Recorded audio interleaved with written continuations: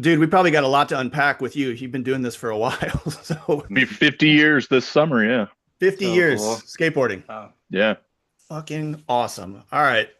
We'll fire straight in. So, as you are prepared, where were you born? I was born in St. Louis at Jewish Hospital, September 20th, 1964 at 11:37 a.m. Wow. wow. Okay. You made the lunch Deets. call. Well, Perfect. I found an old birth announcement a few months ago. I was like, oh, I knew it was sometime around 11, but yeah. Yeah, for sure. So, where's Jewish Hospital, by the way? Where is that? Right at the corner of Kings Highway and Forest Park. It's part of Ah, BJC now. That whole building that I was born in is long Redone. gone. Whole yeah, new building, you know. understood. Um, where did you grow up? Like, I picture you as like a North County dude. Is that fair? Sort of ish, like it, Yeah. like well, early, like years I don't even remember. Lived in Florissant, and then when my sister was born in '67, we moved to Berkeley, and then Paul was born in '71. Paul Jamison.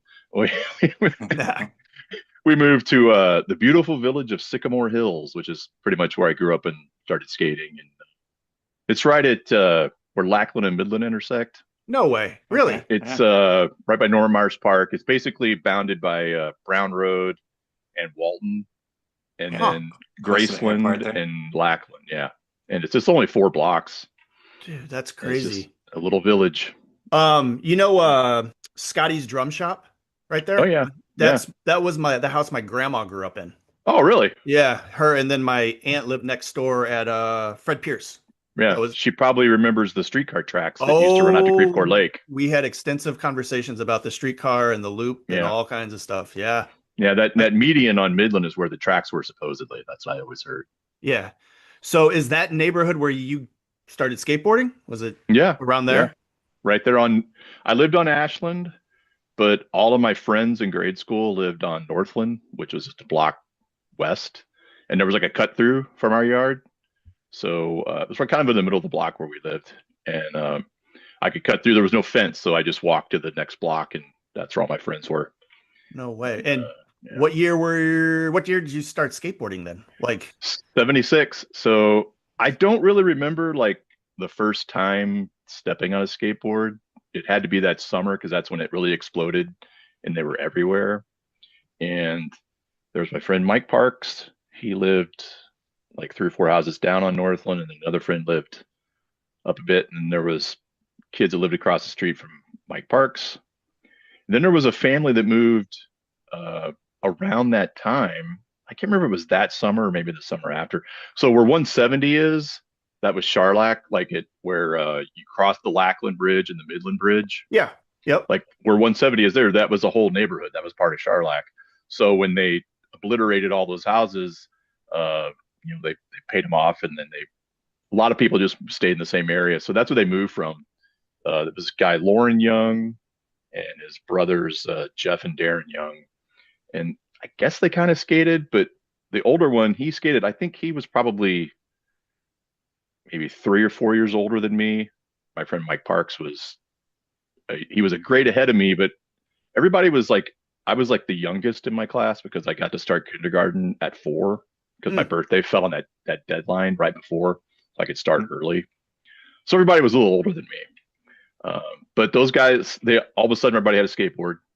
Like there was the Cal 240s and the Coyote GTs and all that stuff. Where are you guys getting skateboards at the time? Is it like sporting goods stores? Uh, Usually, I think everything came from Venture. I think for the most part. Um, but the crazy thing was there was Mike Parks and Lauren Young, especially because he was older too. They had like real skateboards. They had like GNS Fiberflexes Okay. and Adventure in the toy slash sporting goods department. There was a glass case. It had 3 shelves, and the first top 2 shelves were completes, GNS Fiberflexes, and Oh, then wow. the board I bought for with my birthday money in September was an aluminum uh, Hang 10, which I don't want to go full total show and tell, Yeah, but what do you got though? Please I do. still have it. Whoa. Uh, Really? Made out of aluminum. And that came from Hmm. Venture? Yeah, it had a 3 hole truck pattern, Wow. and it was a complete. So it had trucks and wheels. And the I remember the wheels, they're long gone. I have a whole bucket of parts from going back to the Yeah. 70s, but they were that just your basic, non-colored, that sort of beigeish amber kind of urethane Yeah. color. But You was that a know, complete, you said? Was Yeah, that you bought it as a yeah, complete? Okay. yeah, Yeah. and it was $40. no way. And it might be Hmm. worth mentioning too, Venture is basically like, Save adventure, yeah, save with style. Greet the new year with Venture's great after Christmas savings. Save 33% on the entire stock of men's outerwear. A special group of ladies' sweaters just $7.99. Babies, blankets, sleepers now $3.49. Holiday party needs 99 cents each. Hit records are 2 for $3. 5 packs of Scott towels or tissues are $3. Venture's after Christmas sale. Don't miss it. Save adventure, yeah, save with style. Target. So it's not, Yeah, right? I mean, that's a way to yeah, describe it. yeah. Venture was a May company, so that was like the Yeah. famous bar owned them, Yeah. Hmm. and it was right there at Page and well, what's 170 now, but was really where 725 ended at Page Yeah. before And 170 was there. did they have an assortment of decent board? Was that like an ongoing thing or was it kind of short-lived or I what? don't know for how long they did it. Yeah. It was just that summer, and I would just ride my friend's skateboards that summer. And then when, like I said, my birthday came, I got my birthday money, went straight to Venture, and bought a board, bought the Yeah. Hang 10, and then after that it was the place John Harms mentioned, Skateboards Unlimited in Clayton. Oh, yeah, yeah, yeah. He talked about that's Yeah, it was right off of the building is still there. It's like where Wild Oats was, right? Somewhere in there. kind of it's like there's a coffee shop there, and it was kind of in the back of that building. So there's a parking lot back there. It actually has a little bank. It's still there. I noticed the other day, and that's where it was. And I can't remember exactly how long it was open. I remember buying some alligator wheels there, and I got some stickers on the, like, two of my decks have stickers from there on it. No way. And then touring cyclist on the Rock Road next to Earth Surf, because of Earth Surf, they had that corner where they sold skateboards around that. I want to say probably by 77 is when they started selling stuff. Maybe a little later. I think it was then, because I don't remember exactly where I got my Fiberflex and my Team Rider. But yeah, between those two places, Basic Skateboards Unlimited, I don't even remember how long they were open, and Touring Cyclist. Sounds like a short window of time. And like based on where you grew up, then you're stoked. Earth Surf was right there for the most part, right? Yeah, I mean, you would have thought that back then I would have gone there more times, but the first one was the one in St. Charles. Oh, Actually, yeah. Yeah. I actually rode that aluminum deck at the one in St. Charles, and I think at that time it was pretty crazy. I don't know what I was thinking. Well, I was 12 or 13. I wasn't thinking anything, but I had either traded or bought two wheels. So I had two different sets of wheels. So I had the original wheels on the front, and on the back I had slightly larger. It was like a hot rod. Yeah. I had slightly larger Power Paw 50/50s. So they were a wheel that was like kind of glued together. So the inside of the wheel was a harder durometer than the outside of the wheel.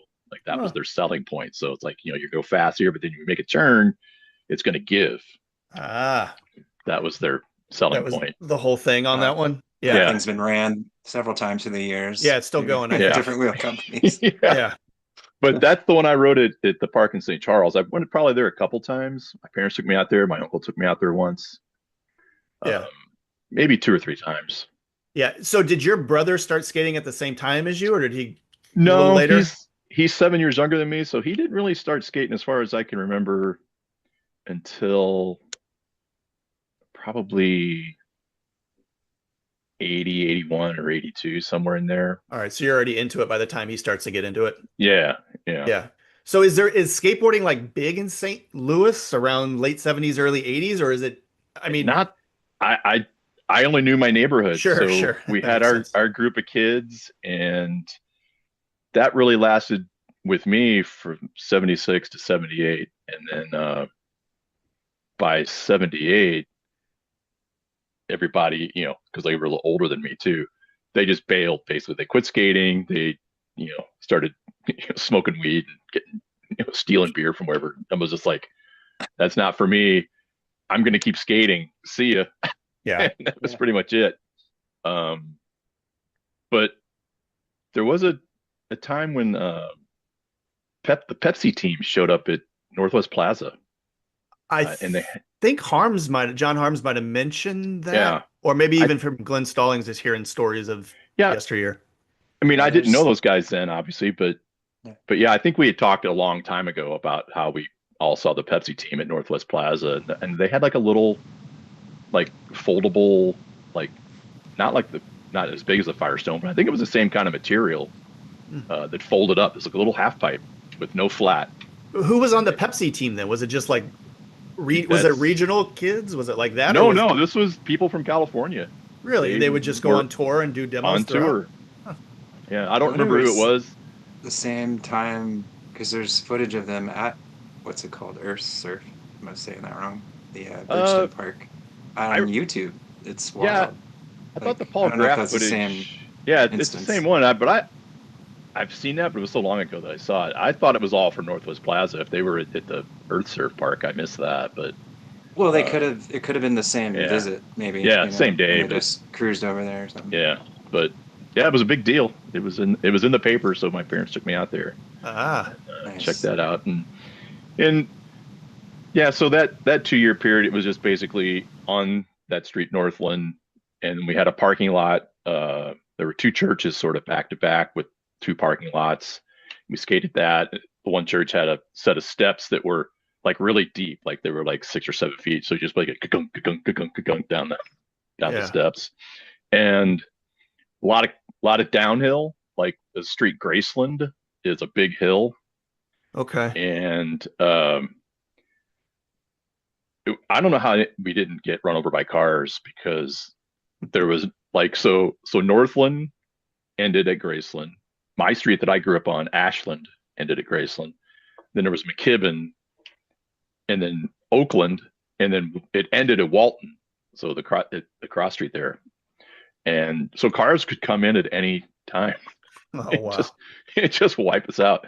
But we did a lot of just standing up downhill. Learned how to deal with speed wobbles at that time, and then a lot of catamaran, like where we would you'd you'd sit face to face and cross Oh, your legs, and all then right. put your hands on the ends of the board and Oh just yeah, steer. fly down the hill. And then you lean back and forth to steer. That's fun And times. yeah, we did that on Graceland, and then there's another neighborhood on the other side of Lackland, uh, Sherwood Estates, and there's a lake back there near where the ditch was or is. But there's actually a lake back there that's like created by a spring, and there's just two streets. There's East Sherwood and West Sherwood, Okay. and West Sherwood was a hill, but it had speed bumps, which were kind of crazy to navigate. But we would skate down that street, and it was a private street, so sometimes we get kicked out. Most times people didn't look at us, but we did a lot of catamaran on that. Learned quickly to buy leather gloves, so when you're especially with an aluminum God. board. Oh my God. Razor's edge, right? Yeah, exactly. But that was really what was happening. Just, Yeah. just a lot of that. When you start getting out to like the Pepsi demo, who are like good guys in St. Louis, or do you even have any idea at that point? I don't even know. Okay, I understood. wasn't outside of my bubble. We were, Yeah. Yeah. the Were you kids still that like 12 years old or something at this point? Or yeah. So yeah, I can't remember if that was 77 or 78. So yeah, I would have been 13 and 77, Yeah, 14 and you're not 78. So getting um, out and meeting a in bunch of that people time yet. period, just I don't even know if I talked to anyone when I was there. I was just like, whoa, skateboarding. Yeah, for sure. And It's like only way you and can it see it, really, right? I yeah, mean, and completely immersed in Skateboarder magazine. There was usually would get it at there was a drugstore at the corner of Brown and Lackland. It was Ralph Clark's drugstore. They had a huge magazine section, so I would usually get it there because you could get it anywhere.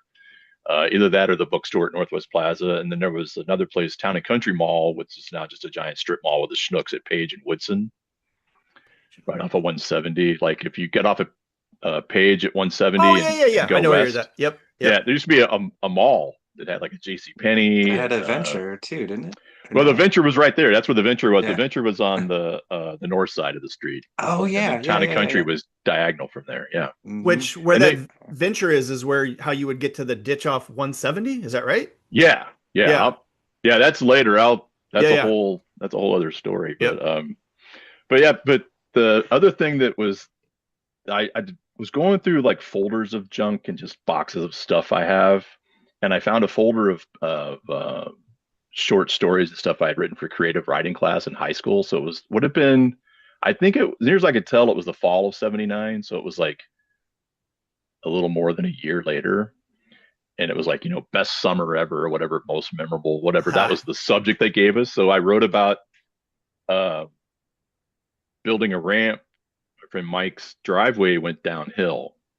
So we had 2 sheets of plywood and we built this rickety, I don't know what, out of this 3 or 4 or 5 of us, this frame that, and it was pretty tall from what I remember. I mean, I was a little kid then, but it seemed tall.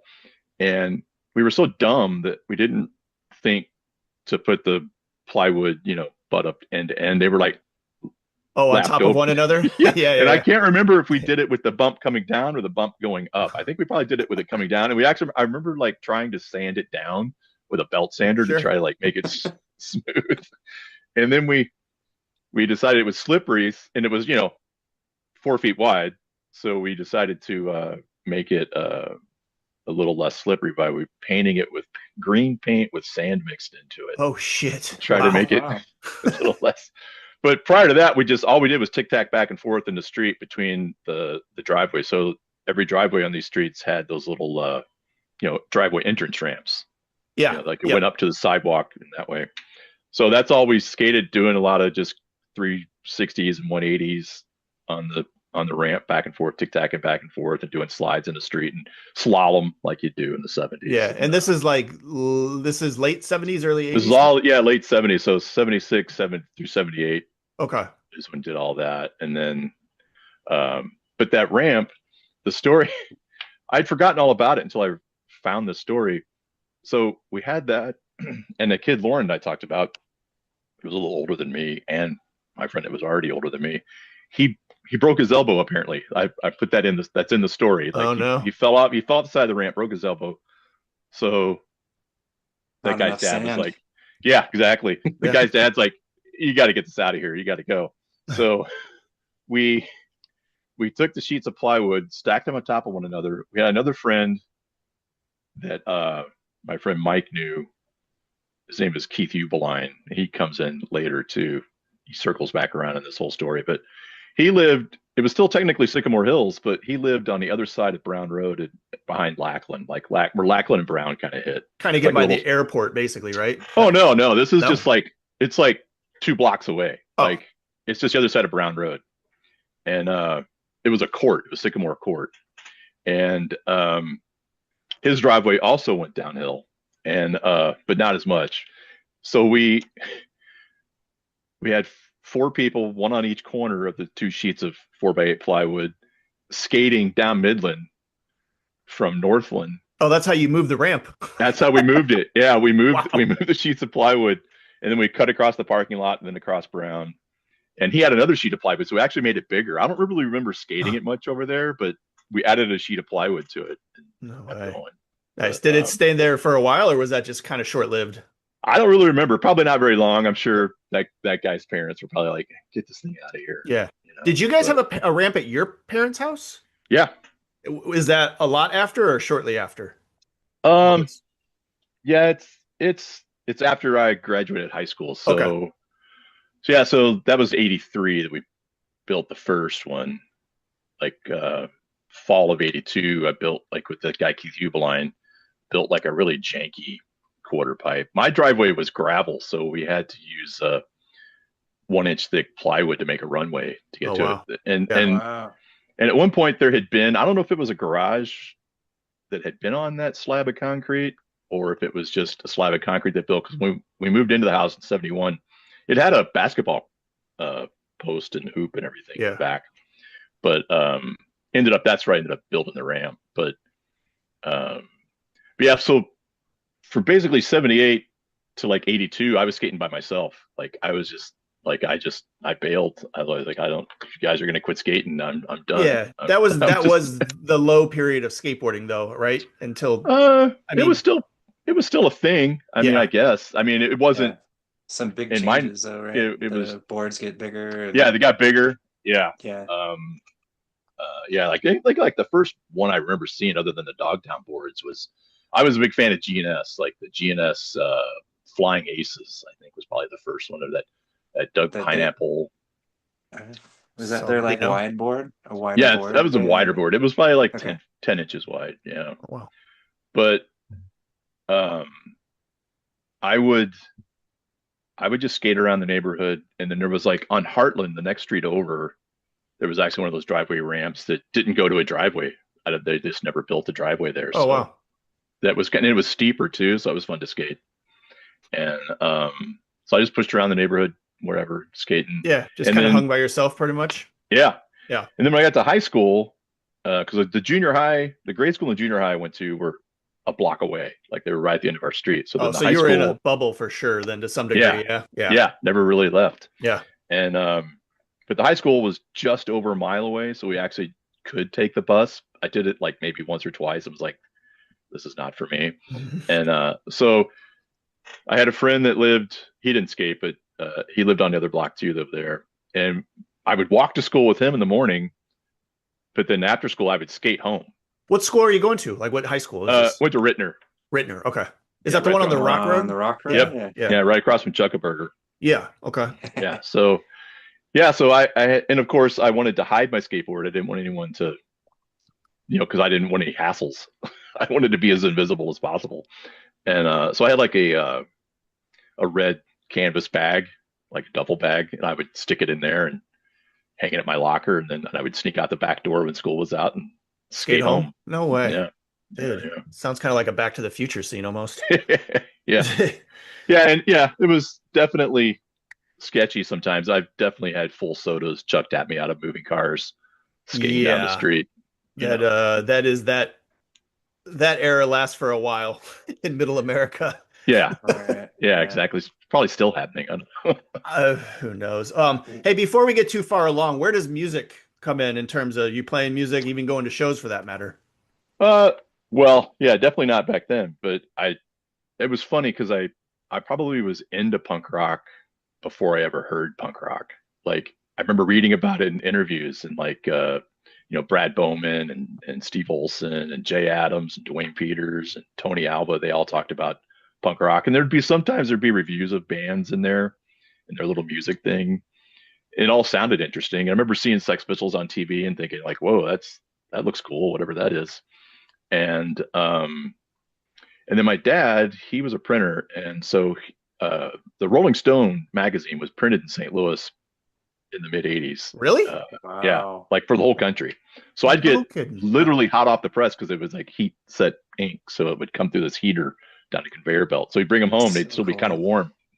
But no way. So you're getting like what printer company was that? Do you remember? it was called Mid America. It was right there at Newstead, and I forget what the cross street was. Like it was just south of the Forest Park Parkway, or I guess it's just Forest Park. There's not the Parkway, but kind of in between there and 40.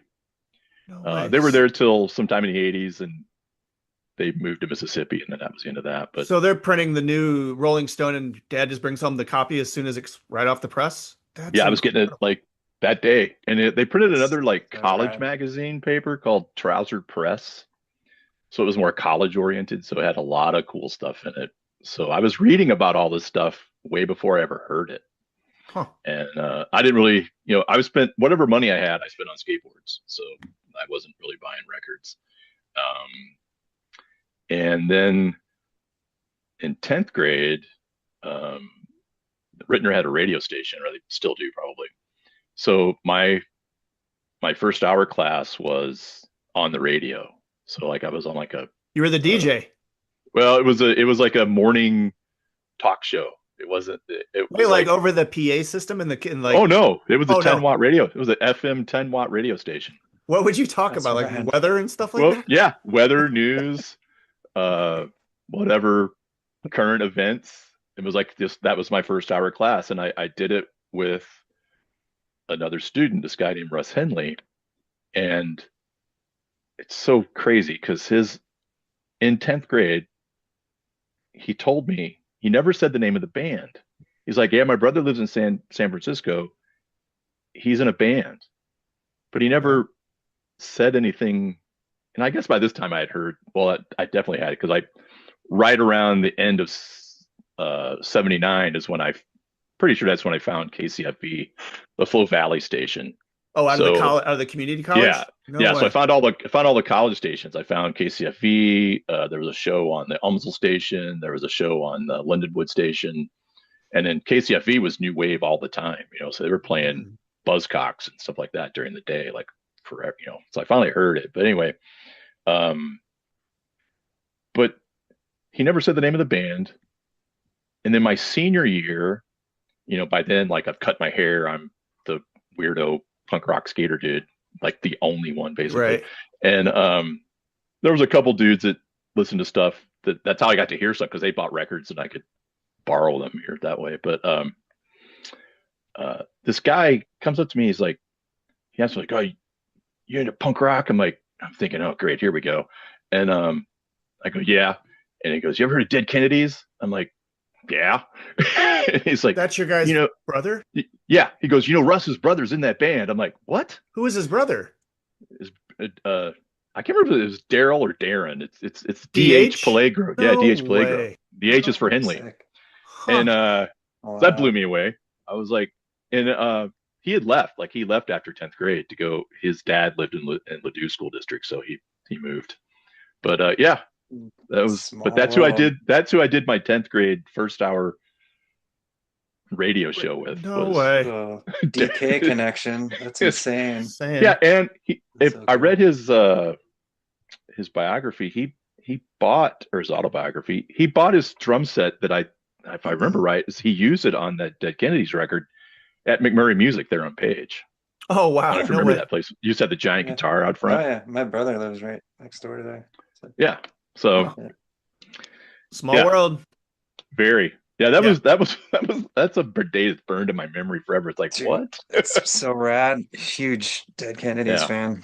Yeah. Yeah. So when we, like in I want to say it was 2017, I think it was, TSOL and Dead Kennedys played Foo Bar when we opened, and Russ was there. Like that's the first time I'd seen him since high school. Oh wow. Like his whole family was there, but yeah, that was the first time I'd seen him That's since high super school. rad. No But, way. yeah. It's the So- first Wow. I've heard of that St. Louis connection to that band. It's cool. Yeah. Yeah. So post high school, what are you doing with yourself? Obviously, you start getting more into skateboarding and more into music as a whole, I suppose. So what ended that time period with skating by myself basically was right after high school, like almost days after I graduated high school. This guy Keith Ubeline, where we took the other ramp to, Yep. like around that time, 78, 79, his dad worked for McDonnell Douglas. So they moved to Maryland, Okay. and they were gone until 82 when I graduated. And he like knocks on the door, and it was hilarious because when he left, I was this little kid essentially. And when he came back, I'm like, Foot taller than him, basically. yeah, by the time I graduated, I was like 6'2", 6'3" at that point. And, at that time, I think I'd even gone from I'd started out with the flat top, and I think I just ditched the flat top. I was just like crew cut, just basically this with hair. Yep. And, and, a Johnny Rotten t-shirt or whatever. And he's like, whoa, hey. So he's like, we started talking. He's like, still skate? I'm like, yeah, I still got my skateboard. And that first thing we did was go out to Earth Surf. Oh, it was there still. Yeah, because so the park. So I still have my ID card from there too, my membership card. But so I did get to go there. I was like, went to that St. Charles Park a couple times, and then Earth Surf opened. It has to be 78 because the expiration date is 79 on my ID card. And skated there a few times. It was always kind of weird because you go from just rolling around on the streets to like a skate park. Like, Giant bowl, right? Where do I start? Like, what do I do? I do remember. I rewatched Harms's interview, and I remembered that bowl, and I remember because it was like a keyhole. So I remember rolling into it and like getting kind of halfway up the wall and just like trying to kick turn and come back down. But these guys were in there ripping it. Like there were guys there just like really skating it. I was like, I think I'll just stick with the ditch over here. Stick to what I know. Was that place like was it busy? Was it like a busy skate park, or was it kind of just desolate at that point? It was at the beginning, and I actually, when Paul Graff, when he found the like the designs for that park, like had been filed with the county, I guess. I forget exactly how he got his hands on it, but he had them. And this was like around, I want to say 2007 or 2008.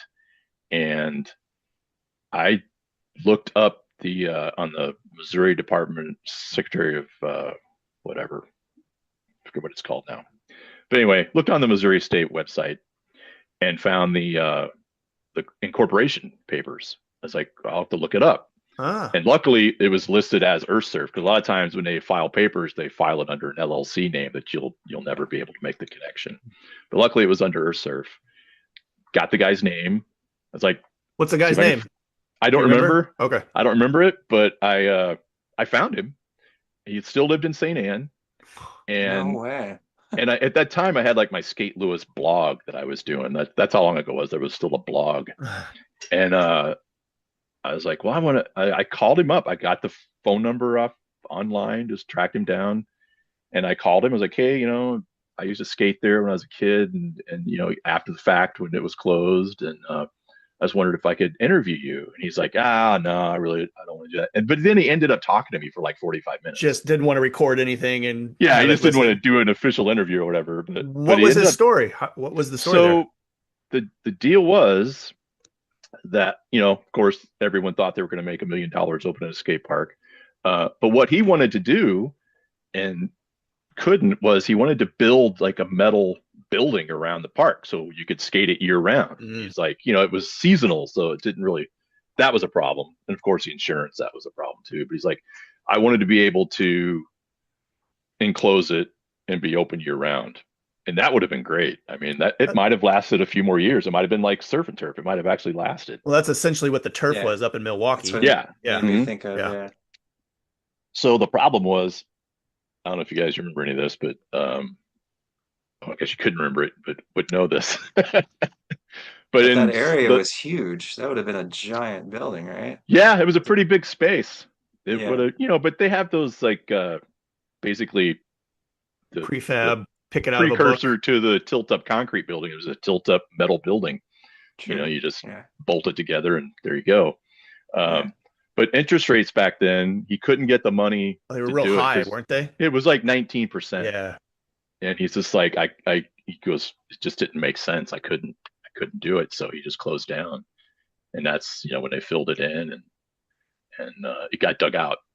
And Yeah. he just kept skating it. But yeah, and I think I got to skate it, a couple times when it was open. And then I remember I ran into that kid, Lauren Young. He, like I said, he was older and less time. He might have already been in college at that point. I was probably just skating down the street and we ran into each other. He's like, hey, let's go to Earth Surf, and like this was probably closed at that time. You guys just hopping And- fences, just kind of get in there. Yeah. I don't even know if there was a fence to hop. I think he just walked back there and he just walked in and skated it. And but yeah. But when that Keith Ubline moved back, that was the first thing I did. Like I said, we went there and started skating, and that's really where I met tons of people. This guy Chris Roddick, who I'm still friends with. I think John Harms mentioned his name as well, if I recall. I can't remember because when I first watched his or listened to it last March, I kept like I can't remember if he mentioned him or not, but Chris was a photographer too. So like every photo I have from that era is a photo that Chris took. Wow. So that's where I met him. So I started going there all the time, just whenever, whether Keith was around or not, or just I just go out there to skate. And I met Chris there, and then I think he already knew Glenn and Don. Glenn Stallings and Don. Glenn Stallings and Don Early. Don Early. Okay. So there's Glenn Stallings, Don Early, this guy Danny Manistar that Harms mentioned, who was super style, like that I've dude. heard that name for many, many years. Yeah, he was amazing. Yeah. And there's guy Rest Dan in peace. McGinnis and Mitch Sebastian. Ah. There might have been some other guys. I just we remember they know, all. we know Mitch Sebastian. Yeah, Oh yeah. he could do a lot of 360s. He can fish. And, He fishes real good too. Yeah. The last time I remember actually seeing him was probably 28 years ago, 29 Good years Lord, ago. yeah. And it was I was working at Westport Plaza, and I was on Shoots Road heading to Page, and I'm just sitting there in the traffic, the red light, and he just goes right past my car skating down the street. No No way. way. Yeah. Yeah. Dude, interesting one. His parents' house was 4 doors down from my grandparents, and my mom would babysit his sister or maybe him. Like, Oh, yeah. wow. So Yeah. they had an inside look at the Sebastian house, and Yeah. yeah. Yeah. But so So there's that's dudes when, hanging out at that park. It sounds like, yeah, or yeah, skating so stuff. yeah, you would Yeah. just run into people, and then I was trying to remember when I met John Harms.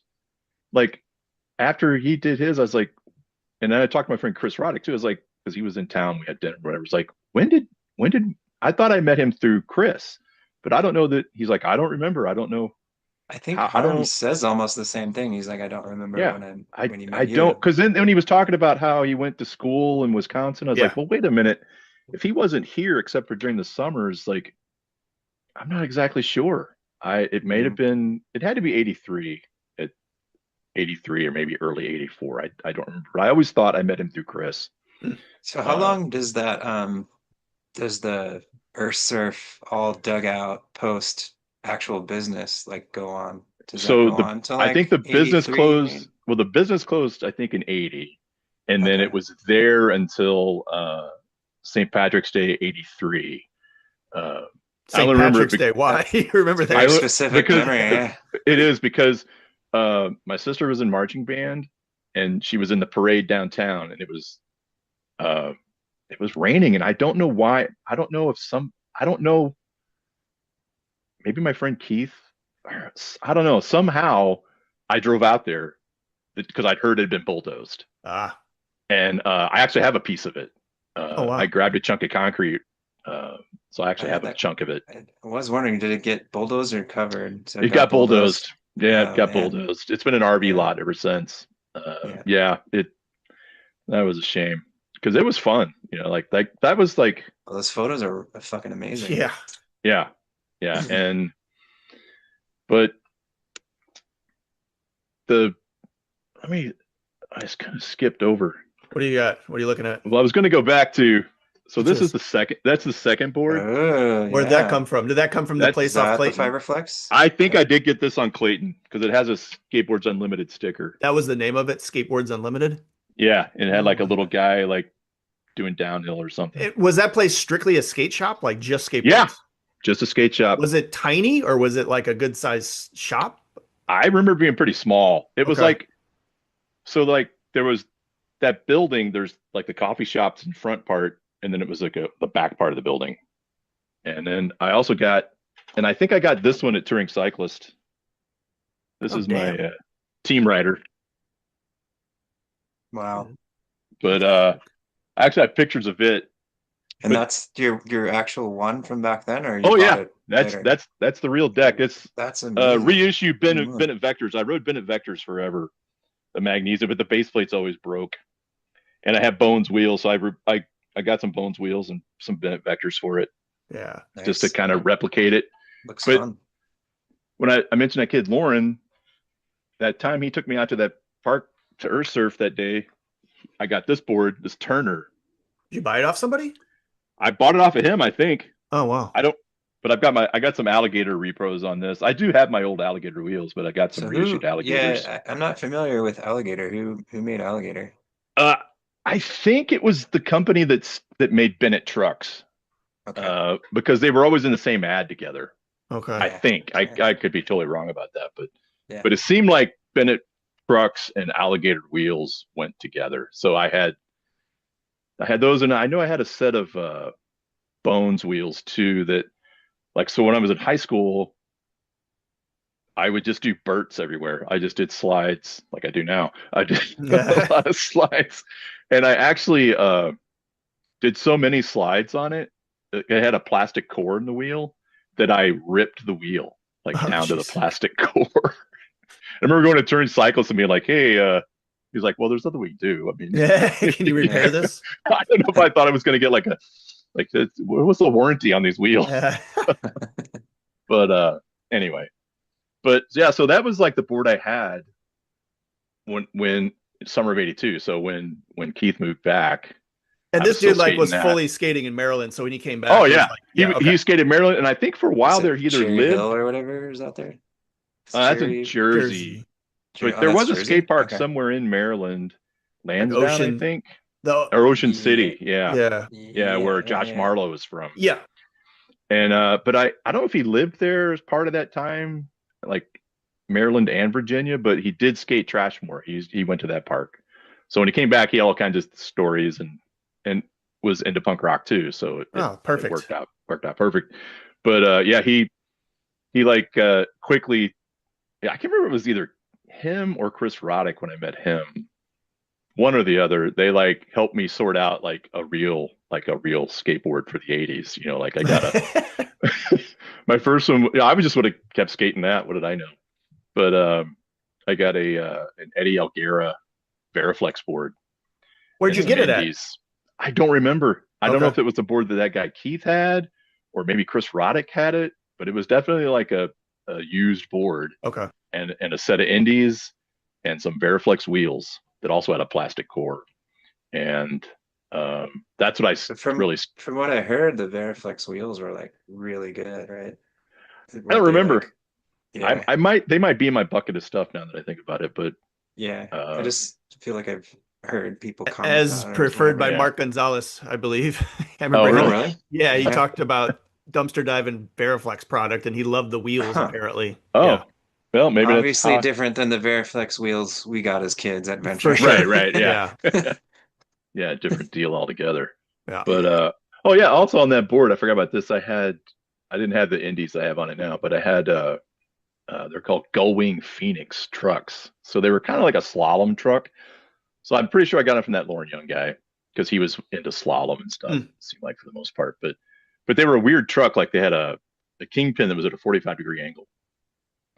On the It's like it was inside of on the inside or yeah, the outside? yeah, Yeah. inside. So it was Okay. like I still have those. One of the kingpins is broke, but I still have those. But yeah. So, Yeah. but I finally got upgraded that summer of '82 to that Veriflex and those Indies, those Veriflex Helicopter. wheels. Yeah, and What then do you that remember what the graphic was? Like, or it no? was just barely. That board's long gone. I don't really remember. I think it was just his name. It just said Eddie O'Gara, and it had rotted out handrails or Mm. hand grabs on it. I remember that. And but yeah, then that year for that birthday, that money was for I got a Dwayne Peters Santa Cruz deck, the black and red striped Oh one. yeah. So where And do I'm you go sure buy that? Like, that is was that Touring Cyclist. That was definitely Touring Cyclist. Like Touring Cyclist. you keep mentioning that? Did they have like a full skate section? Like, was it? Oh yeah, they had a Yeah. whole corner dedicated. I Yeah. have a picture of me, Chris Roddick, Rob Wagner, who was an Ultraman with me, and my brother Paul. Yeah. We're all standing in front of the case because Chris had gone to buy a Sims Hosoi deck because he's holding it. Yeah. So that was like '83. I'll have to mention it's like I remember hearing that touring or somebody had told my mom or something that like, oh, touring cyclists has skateboards. Yeah. But I don't start till like 85, 86. And they must have just stopped doing it because Right. we took a trip out there and they didn't have skateboards. I was Yeah. so upset. Yeah, that makes sense because they originally started selling skateboards because of Earth Surf being right down the street, Okay. but they kept selling them after because they had one case. Like you've talked about it here before. I remember the smell, like the sticker smell, like Yeah. and I thought the wheels too might have been a generator of that smell too. Like it's definitely Fresh burned urethane. into my brain. Yeah.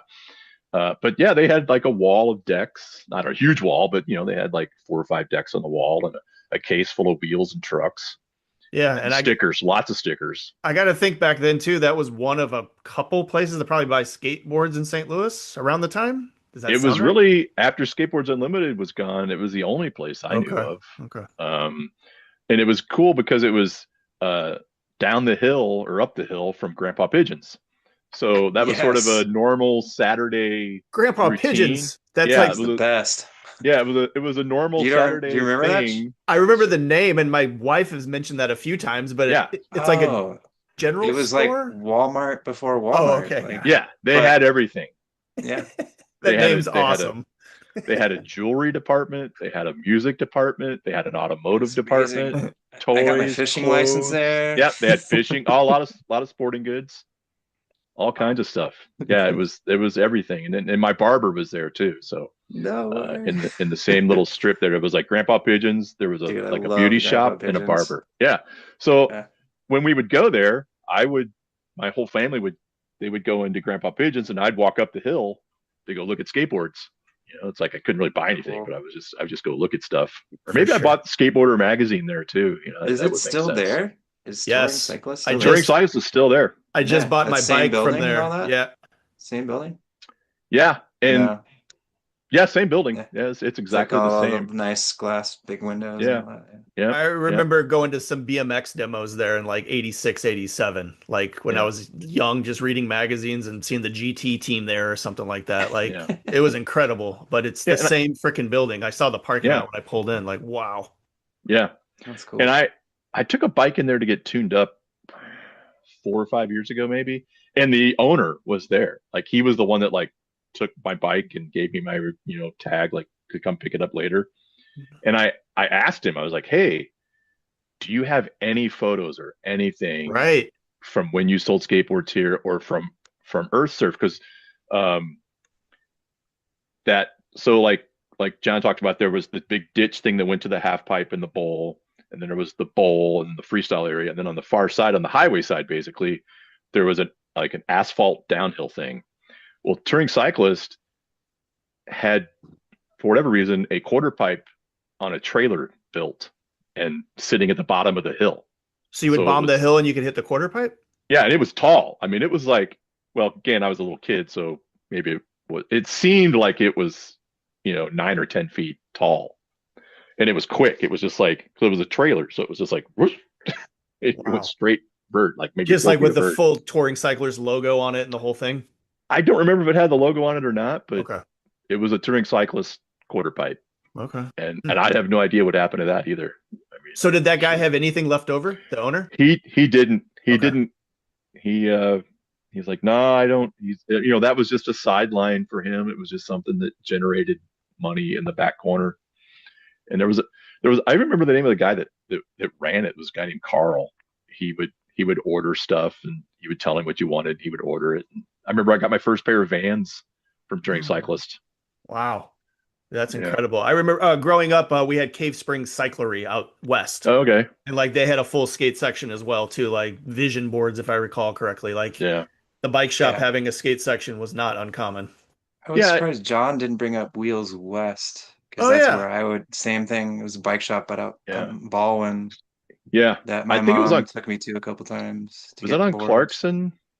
I always remember I hearing don't about it, but I remember. It don't was think I ever way went out there. there. Yeah. And I know why my mom loved it because some reason the decks were cheaper there. They were like markedly cheaper, like $10 less. Huh. So my mom was like, "Yeah, we're going here for Maybe they a thought of couple it as a boards." loss leader. Someone will go buy a skateboard and buy Yeah, I something don't know. else. Yeah. Yeah, that's weird. But So I you was guys trying are to remember. ripping around town kind of in the early 80s. And hey, here's a quick question. And Matt, maybe you know the answer to this. What year did snow cones get built? Oh shit, I don't know when it's built. It'd Tim, be do you know fun what to snow look cones into is? it. I know The what it is, but I don't think I've ever. That's the place in Illinois, right? No, no, no, no. The little volcano-shaped banks that's in off of Chutes Road in the industrial park back there. What's That that? So I thought they were. I thought there was something like that in Illinois that there's people can one or two. Yeah. that were basically the same. Maybe it was the same builder that built the ones in Earth City. I never skated ones off of There's the Chutes ones near in Earth Westport. City. I only Yeah. Really? skated the ones in Earth City. Oh, no kidding. Okay, I figured that was like your stomping grounds. Like you guys would have seen that early So No. on maybe it was built later. It's funny, that's where we would see Mitch Sebastian. for Oh, sure. really? Well, that makes Yes. sense. That's Yeah, you where, went right as a off the Chutes kid, there. Yeah. where I first saw him. He would just come through with his fishing pole and his bike and be like, "Oh, you guys skate?" And then we would skate with him here and there. Yeah. Yeah. Dude had Z rollers and was Oh yeah. grinding curves like no tomorrow.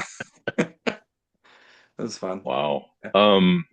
Anyways, Yeah. So that was part of the thing early on. So that summer of '82 with my friend Keith, he had um his parents had two Beetles. He had a yellow one Oh, is this the with love a for VWs coming here or oh what? that's before then. Like I mean my earliest memory in life is riding in a Volkswagen bus. Because my dad bought it must have been a 66 maybe or a Rad. 67. But I remember riding in that, and I don't remember this part of it, but apparently my parents would put the little playpen in the back, and I would just hang out in the playpen while they couldn't do that That's today. funny. And but yeah, it blew up, and I remember this very vividly. I was probably 4, and my aunt and uncle lived up in Iowa. And did I lose you? 'Cause I don't No, see no, you anymore. we're here. Okay, all right. Let me click that. Can you see Oh, us? there you are. There you Yeah. So we were coming back from Des Moines, I think it was, and the engine blew up. I go. just Oh remember God. like being stuck on the side of the highway, and there was corn on either side of the highway, as tall as the bus. And I remember like being like me and my sister we were sleeping on the top of the engine, basically in the back. And these people from Kirkwood that apparently I only know this from what my parents told me, but we would pass them, they'd pass us, we'd pass them, and then they caught up with us, and we were stuck. So Sitting on the side of the road. they came up, and my dad and the guy got a tow bar, and they towed us all the way back. No way. Whoa. God, from Iowa. Yeah, but yeah, then my dad had like he'd always have a car he drove back and forth to work. He had like a mid-60s Beetle that I would Oh, ride that's around so in a lot rad. with him, Yeah. and I'm sure I learned to like drive a little bit in a parking lot in that car when I was like 12 or 13. Yeah. And Were you ever into BW's the Thing car? oh, the things are They're called. cool, but yeah, I Yeah. never had one. They're too pricey, and almost all of them the floor. I mean, Beetles rust anyway, like all Volkswagens rust, but the things really did The because they were floorboards. convertibles. Yeah, that they were just no Yeah. top, so Yeah. the floors were just gone. My Yeah. mom's VW, the back floorboard was just missing. You could throw Yeah. shit out on the floor. Yeah, well, that one my dad had, it Stare was at the like there road was a going hole by. like this big in the floor. You could just see the road go by. No way. And we would drive around in the snow, and snow be flying up into the back seat. Oh Yeah, my my mom had the God. same scenario. Yeah, Dude. yeah, it was fun. You were saying your buddy had his parents Yeah, had yeah. So he had trucks. two. He had a yellow one with like a sunroof, and he had a convertible. Oh. So we would just drive around, and other than going to Earth Surf, we would drive around just looking for banks or anything to skate. So Ah. there was a bank, it's probably still there, on the other side of 170, where like there's like a jewelry store or a diamond store and like a BJC Home Health. Off of like the Business. Rock Road or something? No, like Page and 170. So Page, like okay. it's on the east side of 170. And there was a bank back there with skate, and there was a bunch of them off the Rock Road, like a bunch of industrial warehouse places off the Rock Road. We'd find loading docks with banks. That's how we probably found the ones in our city, the little planters Okay. to skate those. Just anywhere that looked like anything, we would go skate it, just to do it. So is this Wow, where the the- 170 ditch comes in? So 170 is before all that, actually. Okay. I was skating 170 by myself. During those years when no one was around, basically? Yeah, so they put 170 in, like they ripped out all those houses, and so it was just a dirt road bed. They put in all the ditches and sewer work and everything first. Wait, you're talking about when 170 is being built, is that right? Yeah, exactly. No fucking way. Yeah, because it Okay. didn't actually open till 83. The highway. Huh. Yeah. Yeah, I Huh. think it might have been open to maybe the rock. No, not even to the Rock Road. I think it still ended at Page where 725 ended originally. What is and it opened- 725? What is that? 725 ran from the Parkway to Page. Forest it Park was the- Parkway to Page. Yeah, it was the inner belt. It was just Huh. Okay.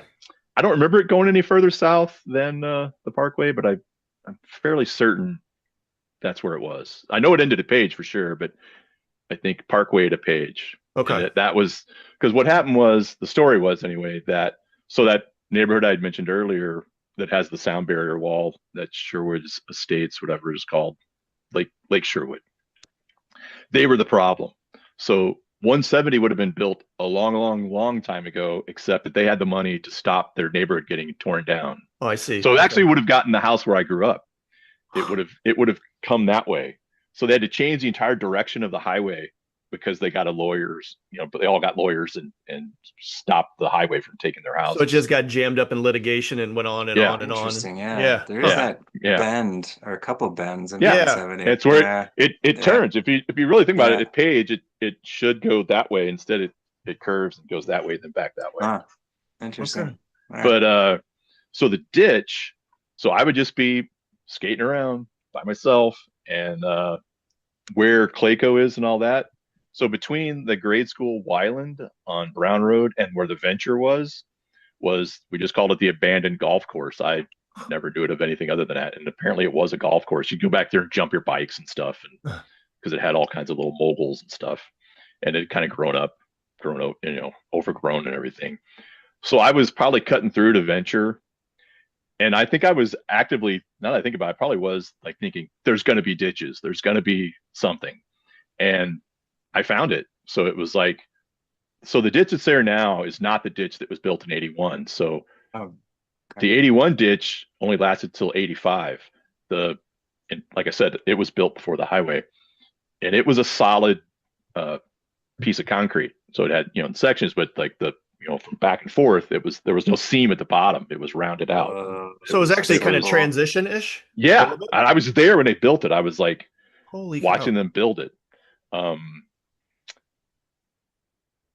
So yeah, it was like had to be summer of Is '81. it similar height?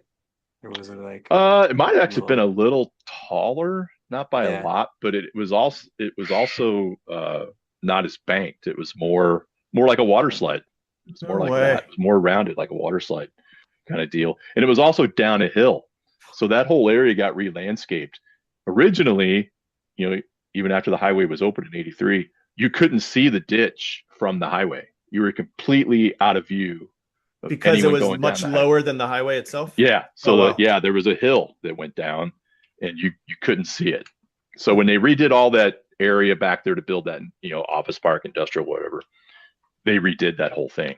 And that's where the the ditch that we know today comes into play? Yeah, exact Okay. same location, just a different ditch. Huh. And it fed the same way from up the top there. And a little historical note. Apparently Daniel Boone used to live where that lake is, where Lake Sherwood is. Like on his way to St. Charles, he Yeah. built a cabin and lived there for a while because there was a spring there. Anyway, so yeah, I was skating that, and I'm sure I took my friend Keith there. Like that was the other place other than Earth Surf was Yeah. like, hey, let's go skate this ditch over here. I've got this. You guys are bombing And, around. Do you guys go to Captain? Was Captain a thing at all, or was that? I don't remember exactly when we found it. It's funny you mentioned that. I forgot about that too. So like when Skateboards Unlimited was open, I forget how we got there, whether it was my parents or one of my friend's parents. We got there, and we kept hearing about a bank in Clayton, and we never found it. We always heard about it. It's We kind of never hard could to find it. if you don't really have directions. Yeah, It's tucked yeah. away. We just heard about it somewhere in Clayton, and Clayton's a pretty big place if you think about it. It's like where, and I want to say I didn't know where that was, and maybe until '82 or '83 or '84, somewhere in there, because yeah, I don't remember skating it before then. But we never called it That's Captain. still really early on though. Yeah, we called it Martian Banks because someone had spray painted a Martian face on the bank. So we always called it Martian Banks. We never No called way. it Captain. That's cool. But yeah, we'd skate there. It was cool because you could either just slalom down it, just like pump back up and down, or just skate it direct, straight on. Yeah, the way that schoolyard was laid out was actually fucking great in hindsight. Yeah. You could just kind of carve down the banks, or you Yeah, didn't or have just- to push if you didn't want to. Let's put it that way. Yeah. You could either, like I said, you could just push straight into it or pump up and down it. I've got a couple pictures of me. Unfortunately, I don't have any picture of me doing bonelesses on it because I'm pretty sure that's when the boneless came out. Like that was my favorite thing. Like I loved doing boneless ones. What year did the boneless come out? About. It had to be '85, I think. Okay. I'm sure it's in Thrasher. It's either '84 or '85. Yeah, I thought You know what? It John must be- had a photo of you bonelessing there. No, that was actually. John. Yeah. Oh, that was John. That's right. Okay. Yeah. I have a photo of Rob Wagner from Ultraman doing a boneless one there. No way. I don't have one of me doing it. I have me doing a wall walk there, like because there was that brick wall up Nice. there. I had me Yeah. doing a wall walk on it. But Yeah, that was a place. So yeah, we would just skate around wherever. We'd end up there sometimes. And like when we so I'll get to the ramp in a minute in my yard. So to circle back to the music thing. So I had radio production class in high school, and kept doing it after the fact. In fact, I'd forgotten about this too until I started thinking about all this stuff. I had a show. It was part of like a comedy show, but my sketch that I wrote and did every week was Skateboard Man. So it was On the high it school was station, or were you doing it somewhere yeah, else? on the high school station. So it was basically just a rip off of Batman. Like he was like a rich dude and he skated and he fought crime on his That's skateboard. awesome. So And good. so yeah, I wrote the scripts and Did you do voices? yeah, I was the voice of Skateboard Man, obviously, and I had some friends that did characters too. Dude, is there any And way Rittner School District has Yeah. these recordings?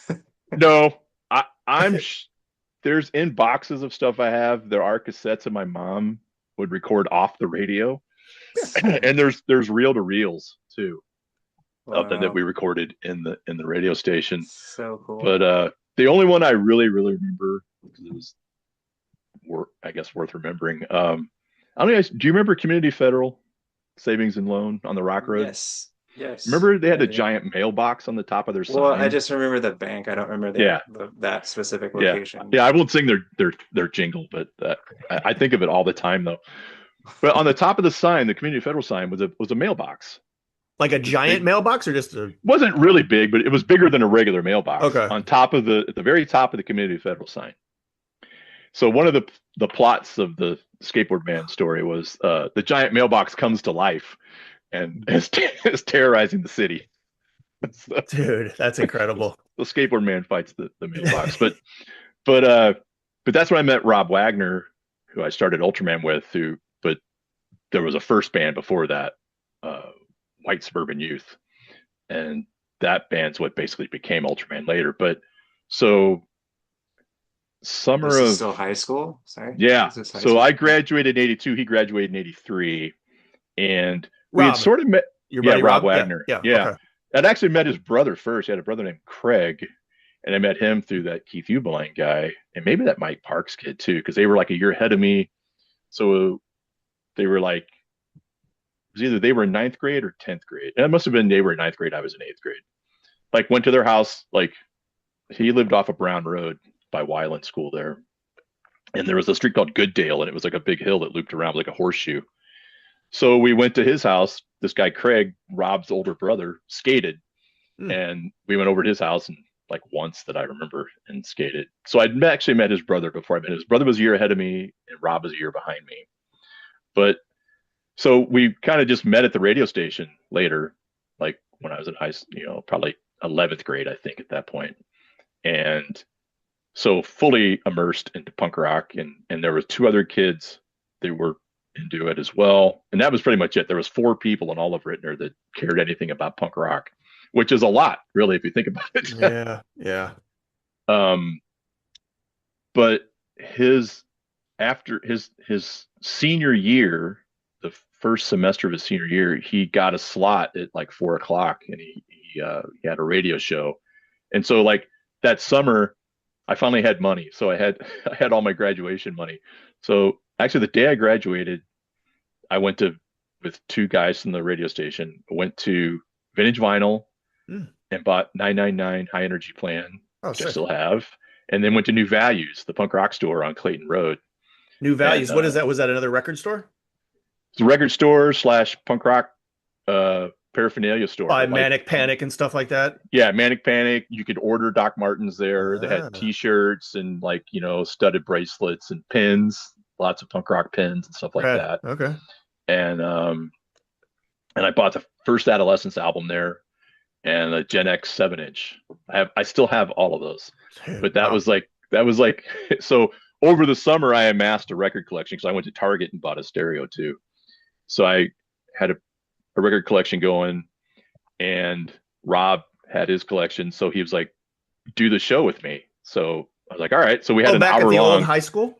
Yeah. So I was going back to the high school No to way. do the radio show with him. And So yeah, I guess I planned to go into radio because I actually had I already started. Yeah, I think I had already started going to the broadcast center, which was in Clayton. So I was already going to school to be on the radio. Really? That's what Yeah, after high school? No kidding. yeah, Huh. yeah. But so we did that show, and sometime around December of '82 or so, Rob's like, "We should start a band." I was like, "What? You sure?" Did So he Rob bought it. play guitar at all or no? Not at that, but that's the one he chose. Okay. He I'm he, gonna he be the bought guitar player. yeah Yeah. he bought a cheap guitar and a little amp, and that guy Keith Ubline had somehow had a drum set, Oh wow. like pieces of a drum set. And after the station went off the air at 10 o'clock, we would get together and have band practice. In the And station. yeah, yeah, and we would record like the sort of the genesis of it was actually called the Impediments, and we were just like basically aping the Residents. Remember who the Residents are? Just sort of like Uh-uh. crazy. It's kind of hard to describe, but very avant-garde, I guess, was the label that was used to describe them. A lot of noise, just banging stuff around. Okay. That's how it started, and then that morphed into I'm gonna buy he's like I'm gonna buy a guitar and get an amp, and then so it was the three of us, and then later we added another guy, Tom Sutter. He played bass, but I think that was actually after Rob graduated. So that's when it all really kicked into high gear. So, um, You guys got kicked out of the radio station. No more practicing there? Or were you able to keep it going? no, we were able to keep that going. But yeah, now that you mention it, there was an incident where Rob got into some kind of trouble, which is crazy to think about if you know Rob. But yeah, he had some. I think he did get kicked off the radio station. I think something, but it wasn't related to that. It was something else. But So the anyway, grass. No, no, no. no, I think he got drunk. I think that's what it was. I think he got drunk, which I think it might have been the only time at that point he'd ever done anything like that. Certainly not after for a long time. But so after he graduated, the summer of '83, Keith Ubeline's parents, as I mentioned, he was like I think he was an engineer for McDonnell Douglas, so he had to go to California.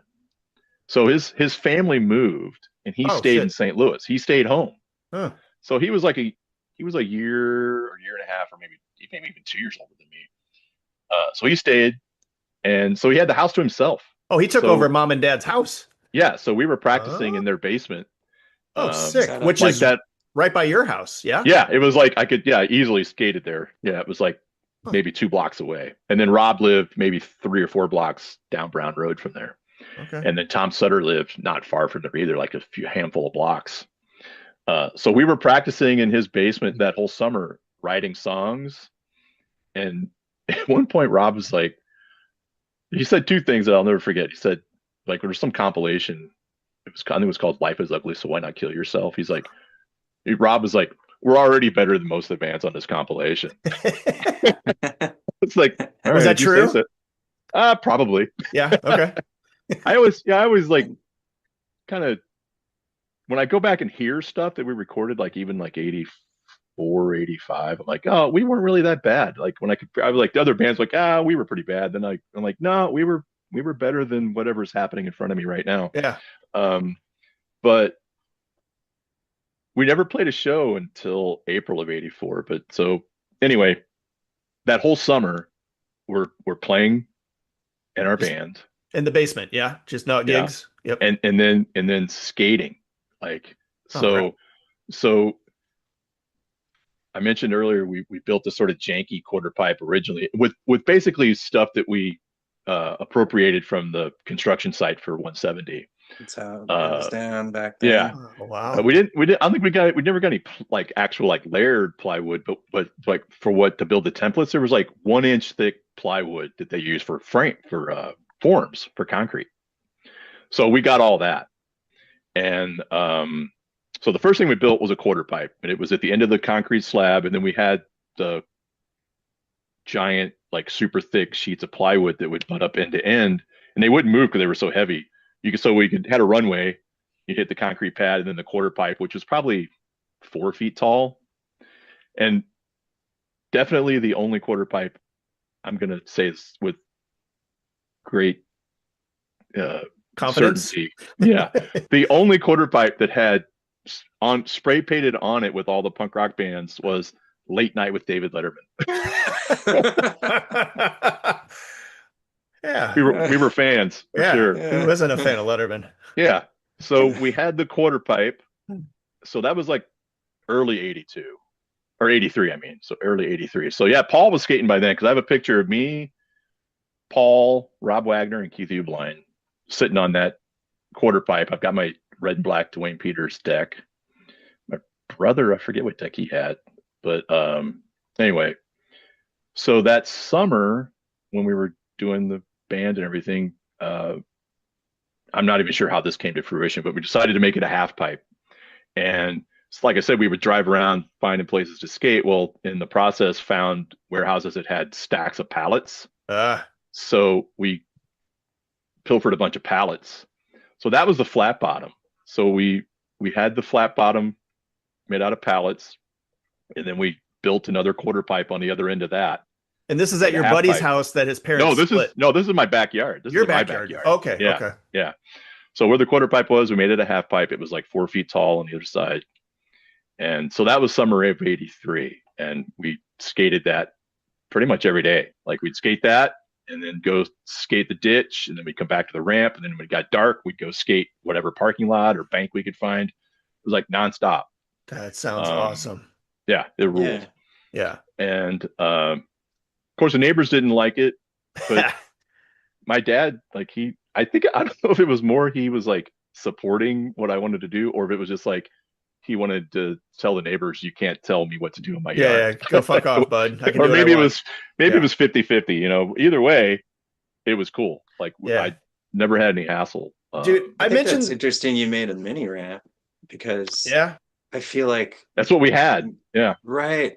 And like do you feel like that was common then? Like everybody's building a vert ramp, you know? We didn't know we didn't know anyone. And that was my thing. Like I went from completely isolated by myself to like, okay, I've got this group of friends. I want to keep this as insular as possible. It's like my brain was like, I don't want anything else interfering with this. I don't, you know, like I want no outside influence. I want to keep this mine. Yeah. So I don't know what anybody else was doing. Although I do remember I was probably around that time. Yeah, it probably might have been earlier, like 82. Like Don Early, he had a ramp in his backyard at his parents' house, which was super weird because it was like, pretty sure it was 8 feet wide. Where was his parents' house? That was like nearby you, kind of, right? Or not really. It was in Creve Coeur. It was like okay. It was west of 270. In that neighborhood, like right after you cross 270 off of Olive, like if you turn right and go, maybe, not really Olivet. It's still Creve Coeur, but whoa, wait a minute, wow. So you know what Pizza World is? Anyways, I'm just having flashbacks. It's kind of this ramp we never knew who owned it. It was. Did you have a vert ramp? No, not really. It was a vert ramp. Okay, never mind. Well, there was a ramp in that area later, but it was on the other side of. It was closer to the Deerbergs. Yes, there were so many ramps. Saw that as a kid. With the captain. I skated that. We would go just stare at it. We were so little. Fuck, we were like 12 years old, and we never knew. Like we were too scared to like go knock on the door. And fuck, we wouldn't even kick turn on it. We were so little. Yeah. Like but we would stare at that thing. Yeah, and I've never known who that was. I don't remember the kid's name or how I met him or how it came to be that I got to skate it, but that was probably like later, like 80s. Oh yeah, that's more like 86, 87. Yeah. But the ramp at Don's was weird because it was like, you know, sort of a vert ramp on one side, but then it was a bank on the other side. So it was like this weird roll-in bank into the. It was super weird. Yeah. Well, yeah. So I forgot about that too. Like, so. Yeah, Ursurf was still there. So like that fall of 82, Chris Roddick drove us down to DeSoto to skate Glenn's ramp and that guy John Anderson's. So wait a second. Yeah. How are you guys finding out about all these ramps and stuff? Especially if you're saying you're insular, you know what I mean? Well, is your crew like a little more outgoing type of thing? Yeah, they are. Like, so Chris Roddick, he knew Glenn just like I did from Ursurf, but I don't even know how it came to be. Like he's like, you want to go skate DeSoto? I'm like, yeah, let's go. So that was the first time I skated a real tall ramp. Like everything, And DeSoto is like hella rural back then, right? Like it seems oh rural yeah. now. Okay. Oh, it's super. It's pretty funny Well, because speaking of which, wasn't the coping a log or it was a fence. something? It was fence Really? post. It was fence post coping. Well, yeah. Well, the coping on my quarter pipe originally was a piece of molding, so it was Oh my like gosh. angled this way, so it like came out. But yeah, it was a fence post, Oh, and Amazing. so we drive down there. He'd gotten directions from Glenn, I'm assuming, and we pull into an A&W in DeSoto, like in the downtown, whatever you want to call it. And I'm wearing, I've got my flat top or short hair or whatever, probably wearing my Johnny Rotten t-shirt like I always wore, and like camo pants because everything was camo back then, and like that was punk rock, and red, probably red Converse or my Vans, either way. And so we were trying to figure out exactly, reading the directions, trying to sort out where we were supposed to go. So like, well, let's pull in here and ask them if they know roughly what we're talking about. And I can't remember if it was in the parking lot or if I actually went in, but I said, we're looking for this street or whatever, this skateboard ramp. And I might even mention Glenn Stallings' name. And they go, oh, yeah, you look like you'd be friends with Glenn Stallings. Like, okay. But we eventually made it. And that was the first big ramp I ever dropped in on. And that was like Dropped one of a handful of ramps around St. Louis, or I mean, at that DeSoto's. time. Yeah. Yeah. Yeah. I mean, see, that was the other thing too that I I couldn't understand that John forgot about it. I almost forgot about it. So when Earth Surf was happening, there was another guy, Scott Eveland, Okay. and he wasn't into punk rock at all, but he skated, and he lived on Ashby, Oh, right, maybe 6 or 7 houses up from the Rock Road on the south side of the Rock Road, okay. and his dad was a carpenter. So uh, he had a blue ramp first because I have photos of it with me and Chris, On Ashby. and on Ashby. Oh, Yeah. wow. So when Earth Surf was still going, he had the blue ramp. But then Earth Surf was gone in '83. He built a real half pipe. Oh, sick. I want to say it was 9 feet. I could be overestimating that. It might have only been 8, but it was big and it was 12 feet wide and it was solid. Oh, I built mean, it well was a and very, proper. like I said, his dad built it. A very sturdy, well built, level ramp. Were And people coming to skate it, or was it just a handful of it people? was at that time. I mean, there wasn't a whole lot of people, I guess. I Sure. mean, it was like me and Chris Roddick, John Harm skated it, Scott Eveland, my brother. I'm trying to think if anyone else. Really, that was it. I mean, that was That's the Yeah. crew. that's getting by another venture, isn't it? Isn't there a venture right there too? Uh, Or no? no, it was No. closer to Northwest Plaza than anything Okay. of as far as a landmark goes. Mhm. But well, it was near the St. Anne Drive-In, like where the Yeah. St. Anne Drive-In was. Yeah. So it was like, Yeah, yeah. you know, sort of if crows fly, sort of diagonal. We were standing at the St. Anne Drive-In. It was like, and then the airway was right behind where he Oh, lived. airway. Like That's what not, I was just thinking yeah, you about. you could Yeah. see the airway sign from his backyard. Huh. Uh, but that ramp was great. That ramp went from 83 to I want to say 86, maybe Oh, dang. That's a good 85, run. 86. Those Uh, little neighborhood, like yeah, tight houses. Like that's yeah. kind of a good Oh run for a yeah, vert ramp. yeah. But yeah, that ramp was great. And um, oh man, where was I going with that? There's so much information. Anyway, Eh, so the DeSoto thing, we found that ramp, or we knew where it was because we knew Glenn. There was that ramp. There was Scott Evelyn's ramp. There was one in my backyard. And so yeah. Do you have like Glenn coming to your ramp and stuff Glenn, like I that? don't think Glenn ever came over. If he did, I don't remember it. But that's Yeah. how I sort of met people too, was because of that ramp and going to Ah, punk rock shows. Like, so in '83, there was 2 shows. There was Circle Jerks in March, and then there was Scream in September. in St. Louis. Yeah, they were Okay. both at the Lindell Club. Lindell Club. And yeah, so yeah, I think it's the American Heart It's right by the Arby's and the Walgreens on Lindell. Oh, like it's like a strip mall, yeah? Or right by there? It's next to one, yeah. Yeah. But it's a whole new building though. It was basically the Lindell Club was the basement bar of a hotel, the Windsor Hotel. Huh. And so Chris drove to the Circle Jerk show, and Mitch Sebastian came with us actually. And Mitch was all nervous, and I was like super amped. I was like, I couldn't wait. And but it was cool. So like I knew people when we got there, like I knew people from skating and I knew Okay. people from the New Values punk rock store. So it was like I knew people. Um, but it was the Scream show where I met people. So that was in September. Me and Rob went to that show together. Same And I'm sure place? we were, Lindell yeah, Club? Yep. same venue. Yeah. And the Walgreens was across the street. So we'd probably been skating my ramp all day, went to the show, and we were like, oh, well, we got time to kill. Let's skate the curbs at the Walgreens parking lot.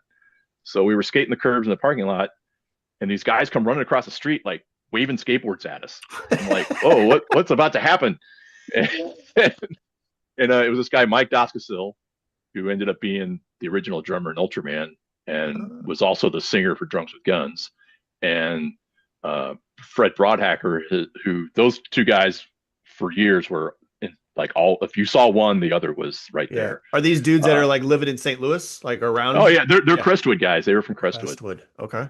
So, but that next day, like those two guys, Mike and Fred, and this other guy, Eric Bischoff, but I don't think he skated, and this guy, Carl Kaltenthaler, and Marcus and Michael Brownlee, I think they skated.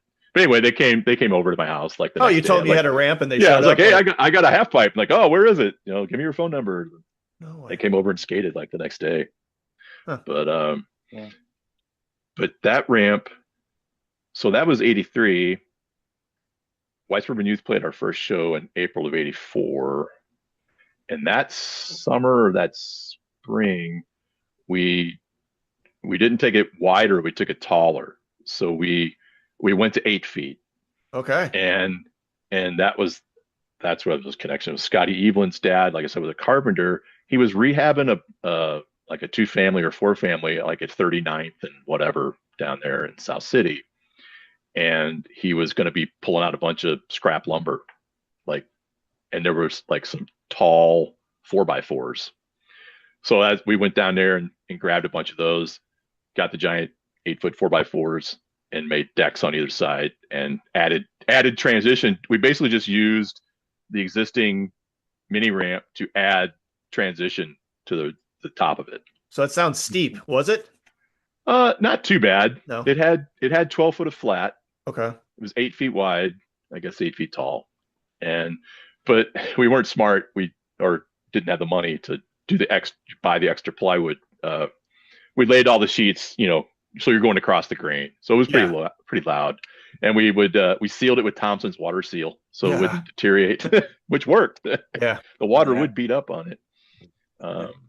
And then 85 is when it died because we got too close to the sun. Chris Roddick decided, wait, we should make this thing 16 or 12 feet wide. Maybe it was 16. I can't remember now. But we had it framed up. We had the frame up and ready to go, and we were just trying to get the money together or find some place to find the plywood to layer it.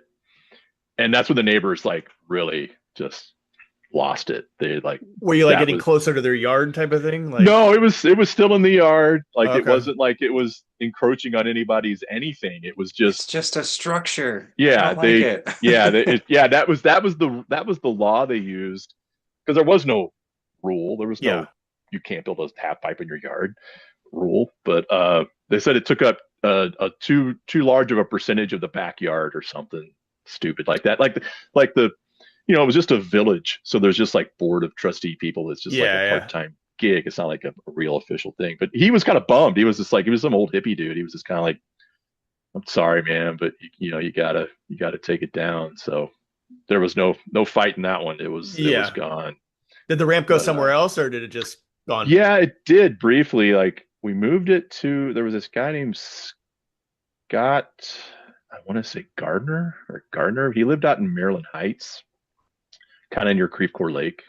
Okay. And it had a big big backyard. And we moved it there, put it up, skated it for a few weeks, maybe longer. And I went there one day to skate it, and it was chained up. And I was Was like, it just a "What?" quarter pipe at that point? No, it was a full-on half pipe. It was the Okay. half pipe we were going to build in my backyard. Yeah. And I just grew up so in Maryland Heights, and there was oh this guy I'll never remember his name of that had a quarter pipe. well, he was this But weird this wasn't a street. half pipe. Yeah. Yeah, he had like jump ramps in his driveway, maybe a quarter pipe of some kind in his driveway. Did he have a But it, really long driveway? yeah, it had a long driveway, and it was a street that sort of connected. Is it where Fifi Yeah, so splits like all if you're weird? at Dorset, McKelvey, like if what? Yep. Yeah, so I guess it's Dorset. If you just kept going towards Creve Coeur Lake, there's a weird Hmm. street that connected Oh, that yeah, yeah, street yeah. That and had another like the street. space age house, like Yeah, yeah, just and past yeah, that, just yeah. past that. No Yeah, way. that's where he lived, and that's where the half pipe was for maybe a month or so. Mm. But they chained it up, so I went and knocked on the door. I was like, "Hey, you got the Mind if I ramp? skate my ramp? Yeah, you got the ramp chained up." He's like, "Well, he's not here. You can't skate it." I'm like, "What?" Like, Yeah. this is news to me. Yeah. So I was like, "Screw it." So we took it apart, took it down, and I think it ended up, it never got reassembled. I think it ended up in Pat Ritchie's parents' backyard because Pat Ritchie lived maybe 4 blocks north of where we lived. Mm. He lived in Oberlin. So Got it. So what's going on like in South City and like other areas around? Are there other people like skating with ramps and stuff? Because Harms is obviously talking about South County and stuff like that when he was around. yeah, as far as South City, I don't, not that I know of. Okay. I mean, there were with through punk rock, there were people in U City and Clayton, and then like West County, and then those Crestwood guys. So like the scene was like all one scene, but everybody, it was weird. Like like the West County kids were different than the Crestwood kids. Like there were distinct differences in just this I way think they that still dressed. I think that still exists, Tim. It's like all the Crestwood Yeah. dudes wore like engineer boots and leather jackets, and it was weird. Yeah. But yeah, the South County ramp that popped up, I want to say 85. Oh, it had to be because definitely 85. Might have been earlier, but yeah, that ramp was crazy. It was big. It had a roll in. It was vert. Whose house was that at? It's this guy named Rich Gordon. Gordon. And it was on a dead end street, Fern Ridge Drive, I think, right off of Tesson Ferry and 270. And it was at the very end of the street, and there was a vacant lot next to their house, and it was the ramp was built up on stilts essentially to make it level, and skated there a lot. I probably skated that ramp more than any other. I think Osoy skated it. One of those times when any of those guys came through town. Yeah, it. was that for were they in town for demo stuff or like VP Yeah, Fair probably. contest or That might have been just a demo thing, or it might have been during the VP Fair stuff and skate camp and all that. It might have been. I think maybe Neil Blender might have skated it too. I'm fairly certain Neil Blender skated Pee Wee's ramp. There was this guy Pee Wee who lived on the other side of 270 that had a ramp like down in the woods and behind his house in South County as well?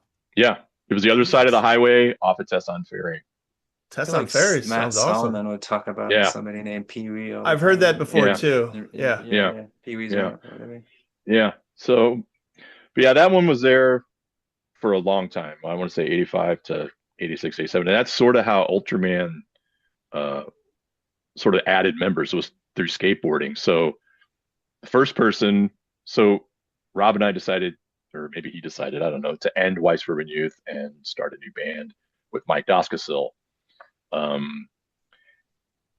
So it was just the three of us. So we needed a bass player, and Rob wanted a second guitar player. So bass player was first. That was John Corcoran, who is in Kyle's.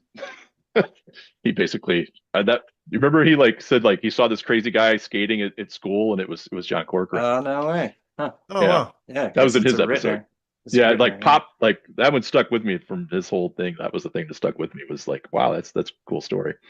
But minute he started talking about it, I knew exactly who he was going to say. It's like he's talking about John Corcoran. But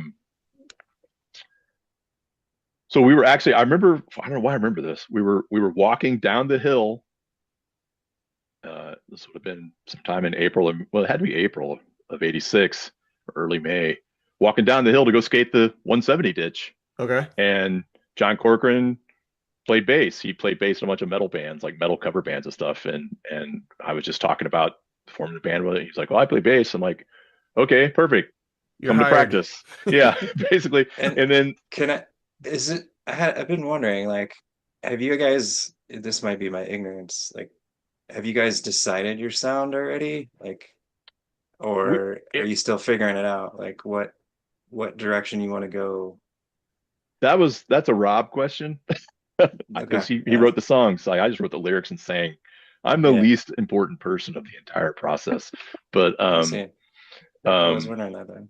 but yeah, so there was a shift. Um so this kind of takes me back to the traveling part too in Kansas City. So summer of '84, this band Marginal Man put out a record on Discord, Oh, hell yeah. and it It was rips. very different. So like I was, locked in, like hardcore. It's got to be fast. Got to be, like the hardcore, faster the better.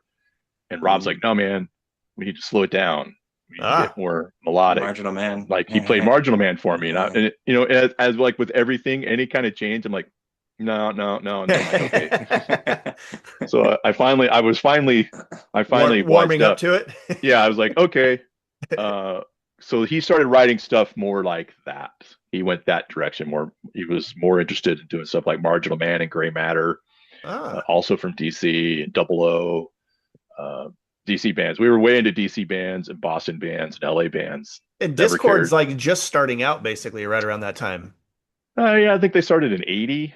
So yeah, that's a funny story. So Rob, so like I bought records because I liked records to like I want to listen to them. Rob collected records. Oh, he was all about He it. was Just he was the guy like hell bent on getting Discord everything. 1, 2, 3, Yeah, 4. exactly. Yeah, Yeah, and multiple copies of every yeah. issue. I remember him calling me one time. It was like, I just got the first two Minor Threat 7 inches in the mail. Like there's a place called Rat Cage Records out in New York. He would order a lot of stuff from them. But yeah, so that was the shift, like from sort of the noisy, fast hardcore that we were doing into a more even that stuff was more melodic than most hardcore, but Yeah. uh, definitely shifting. And West Review was more goofy. Like I actually didn't write a song about skateboarding until Rector Breath and Ultraman. Like had a bunch of songs about skateboarding in West River Youth. I had songs, it wasn't a serious band. I mean, I had a song about Martha Quinn and my crush on her on MTV. It was like, you know, Nice. it was that kind of thing. And they were all super short songs. But She was cute. She yeah, was cute. Great VJ. yeah, she was the best. But So you got John Corcoran. He's on bass. yeah, got him on bass. But I was going back to the Kansas City thing. Oh, Kansas City. With Yep. Marginal Man. So Were they playing out that because way? no, it wasn't them. It was the Freeze. So in June of '84, because it was happening at the same time. Like that record came out, and then the Freeze. I was working at Kmart. I just started working at Kmart, so I had to ask for a day off like 3 weeks after I started working at a job. So, but I didn't want to miss it. So it was me and Rob Wagner, and I think it was Fritz Noble, the drummer from West River Youth. I can't remember if Chris Roddick went or not. But anyway, I think it was just the three of us. So we went up to see the Freeze, and same deal. We're hanging out in the parking lot. Are you guys Skateboards at are the everywhere. outhouse? Like in No, is it no, like that's way later. okay, No, this is a place called the Fool Killer. It's in Kansas City. Kansas City itself. And Okay. and we drove up there. All we had was the name of the venue.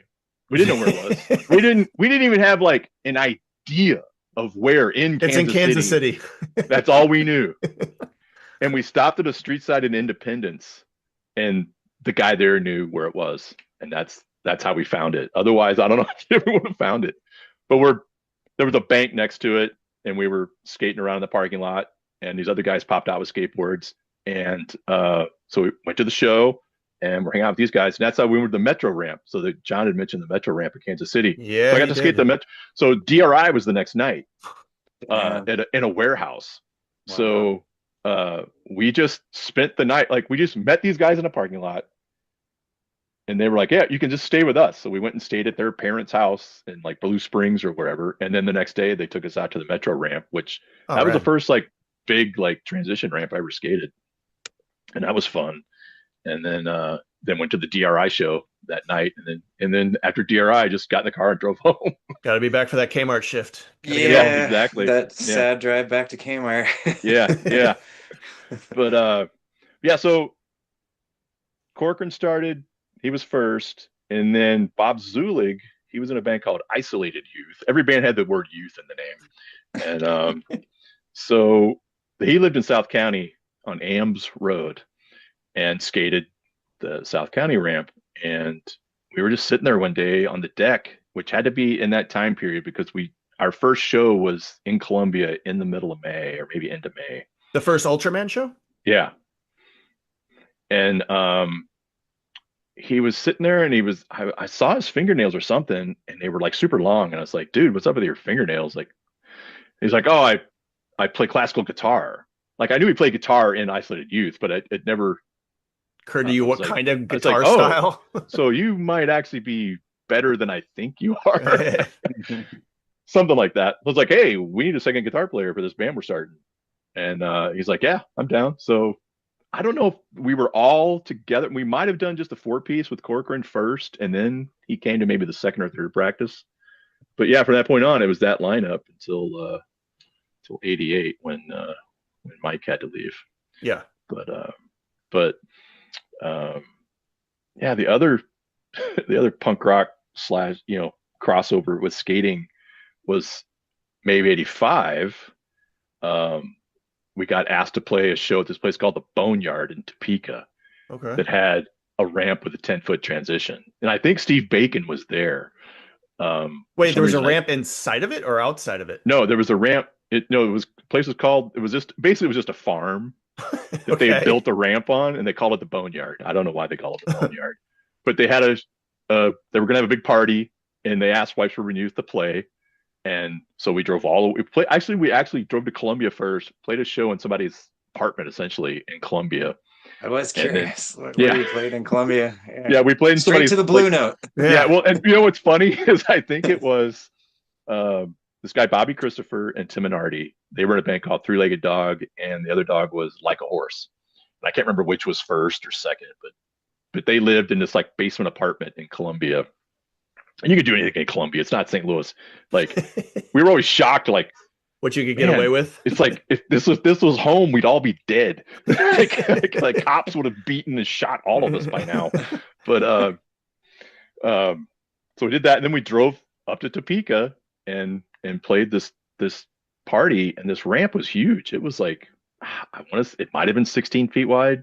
It was at least 12. It might have been 16, but it had 10-foot transitions.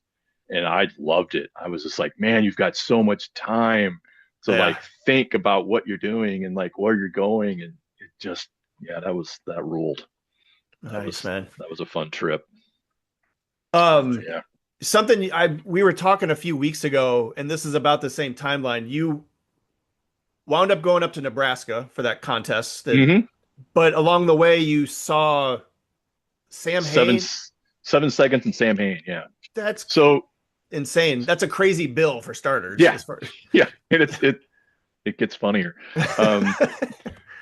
So that was definitely Rob Wagner, Chris Roddick, and myself. And Chris Roddick drove. He had a Toyota Celica, and neither me or Rob could drive a stick really. So he was stuck driving the whole way. Perfect. But so we somehow knew 7 Seconds and Sam Hain were playing at a VFW hall in Kansas City. So we drove up, went to the show, I met 7 Seconds, met Kevin for the first time at that show. They were touring in a like a 58 or 59 Volkswagen bus. Oh, wow. Which still blows my mind. That thing, he did tell me a few years ago, that thing did blow up somewhere in Ohio and had to get a rebuilt motor for it, whatever. I can't remember exactly what happened, but anyway, so 7 Seconds headlined. And Sam Hain opened? Sam Hain opened, and Glenn was not happy. I gotcha. Okay. He was very unhappy about the whole, and no one cared. No one cared. Misfits, those dynamics happen with a no good one group cared. of friends. No one cared. Everyone's there for 7 Seconds. There was a lot of, it was 7 Seconds. There was a lot of people there. Yeah. And so they played, and I remember going in and kind of watching them for a little bit. And, it was like I remember at one point, I guess maybe, I don't know if I had my arms crossed or some other people had their arms, but he's just like like singing, like is like mocking us for crossing Yeah. our like or what like I said, no one cared if they played. But I did get something out of that years later. Like I want to say 2005 or six when I first went on eBay. I had the set list, Oh, wow. so I watched Glenn write the set list, and I used this idea. He cut up grocery bags to write the set lists on. So I used that for a long time. But and I didn't grab it because it was Sam Hain's set list or I want to save this or whatever. I grabbed it because I wrote directions to a party on the back of it and folded it up and put it in my pocket. And somehow it managed to stay in my pocket that whole weekend and made it home and got tossed in a drawer. Yeah. Fished it out a few years later. Like, holy Yeah. cow. Yeah. So we saw 7 Seconds, Sam Hain, and we met this guy, Marty. I don't remember his last name. He lived in Topeka. And we were talking and we said, hey, we're going to the Midwest Melee in Lincoln. He's like, oh, I can't. Actually, he ended up not going now that I think about it. But he's like, he wanted to go at first. But he's like, you can stay at my house in Topeka. We'll get in the direction. So we drove to Topeka, took him home. We spent the night, got up the next day. I guess he changed his mind about going because it was too early. And then we just drove on up to Lincoln, Nebraska and went to a pro contest in a dude's backyard. Yeah. How did you guys hear about it? Was it like highly advertised in Thrasher? Was it like I don't think it was in Thrasher. I don't know how we heard about it. I don't know Okay. if Chris found out about it or if I heard about it. No memory. There's two of them, right? So you went to the first I didn't go to one? the first one. The first one was in Oh, it was 83. the I didn't go to that one. second This is one? 84. This is 84. Okay. So yeah. And there's actually some pictures. I have a bunch of photos that my friend Chris took. And maybe this one in Thrasher. And I'm probably in the video. Like, so I definitely have a photo that you can, like, Chris went like behind the crowd to take the photo. And I'm like, I pretty much stood on the, like, closer to the house in the corner of the ramp. And I'm wearing like an orange or a gold Thrasher shirt and these crazy town and country surf shorts, like super rad. short surf shorts. Hey, It was like it was the 84. mode. Yeah, I guess it was cool. I was like, I wore them all the time. My friend Chris bought them for me in Florida. I wore them all the time. Did you have a flat But top then too, or is no, this I think hair? by that point, I'd kind of started growing it out. Like, I Yeah. think at some point in the summer of 84, there were too many fake skinheads. And Oh, shit. I was like, I don't know. It's kind of bumming me out. I'm gonna let it grow out a Have little you bit. ever looked at all that footage to see if you can see yourself? I watched it a long time ago. It's I a have a vague long memory. video. Yeah. Yeah, I have a vague memory that I show up in some. If you know where I am, Right, kind of yeah. you can pick Yeah. me out. But yeah, that was great. Like, that was, other than the Pepsi team, that was my first time seeing real skateboarding, and I don't even know if I'd seen the Bones Brigade video yet. Mm. If I'd even seen video of skateboarding. Like, that was I think the first time I saw actual, like, moving skateboarding on a ramp instead of photos. And it was Yeah. just like mind-boggling, like, whoa. And then the 540, like, Yeah. Yeah. we're in That a, contest had like all the hot shots. Like it was everybody Yeah. top dudes at the time, yeah, it basically was, bootstrapping the skateboard industry by getting it Yeah. out there. yeah, it was unreal. And I bought a Zorlak deck from Jeff Newton Oh, fuck from yeah. the back of his car in the driveway of the house where the ramp was. Oh, Unfortunately, just- that got stolen out of my van in 88. It was by that point, it had been downgraded to my street board, and it was in my van, and it got stolen along with the Santa Cruz Steve Alba deck that I skated ramps with. They both wow. got stolen from the van in 88 in front of Bernard's Pub. Oh, But wow. yeah, it was great. But the thing was, like, you can only watch so much skateboarding before Yes. you either want to skate or you're Yes. just like, just anything else. Like, how I've watched enough skateboarding. Yes. Like, even though, like, it went from to what else is going on? Yeah. Let's go skate. Especially then, there's a certain amount of Yeah. tricks that are being done. Yeah. You're gonna So see 'em I all. guess at some point, Lester Kasai was no longer, made the cut. So I don't know how it happened or what. Like, we all got in the car or someone's car and went to another ramp, like Oh, a sick. 6 foot ramp in someone's backyard, and skated with Lester Kasai. Oh, rad. So Yeah. that was pretty wild. It was like, cool. See, these little ramps are like I grew up and there's that like marketing of mini ramps, it's almost like Yeah. this Yeah. marketing tool Ditch that ramps. almost made it Yeah. seem like they came out of nowhere Yeah. when in reality people had mini Yeah. ramps Yeah. It was just because way before the fad came yeah, I along. didn't have enough wood. If I'd had enough wood in 83, I would have had a taller ramp. Sure. But in Yeah, 83, I yeah. only had so much wood. I had very Yeah. limited resources. I was mowing lawns. It's like, what are you going to do? And just Rob worked thinking it. back to like the history and like it seems like almost like a story that had to be made up or Yeah. something. Yeah. Like But so that was cool. Skating with Lester Kasai. And then it was Yeah. the faction was supposed to play. We kept hearing rumors the faction was playing. I mean, Cab was there, obviously, but we went to the place. It was called the Brickyard. This band Get Smart that was from up there, I think. They might have played. We waited around and waited around. And I actually have a picture of Harms memory because I watched it again last night or night before last. He talked about in Kansas City they were doing the wall walks Yeah. off of He like had that in jumping his off the little walls, like Thrasher the article. Yeah. foot plant on a wall. I have a picture of him doing one of those in the Brickyard while we Oh, were right. waiting for the faction to show up. Of course, they okay. never showed up. That's But really yeah, then cool. then we just gave up, and we all three of us got in the little Toyota Celica and headed back to St. Louis. And Chris, by that time, we've been up for we maybe slept 2 or 3 hours in Topeka before we went to we're 19, 20 years old, 18, 19, 20. Yeah, Rob was a year younger than me, so yeah, I just turned 20, so Rob was 19. So yeah, we heading back. We only made it as far as Kansas City, and Chris is like, I can't keep Gotta driving or fall crash. asleep. Yeah. So we went to our friend's house, and he wasn't home. He was back in St. Louis. So we just ended up sleeping in the car in front of his house, Oh no. and then drove back to St. Louis. And that was funny. Like, back then you just didn't think about it or care. Like I probably didn't even have $100 on me. Oh yeah, like, dude. And I spent Yeah.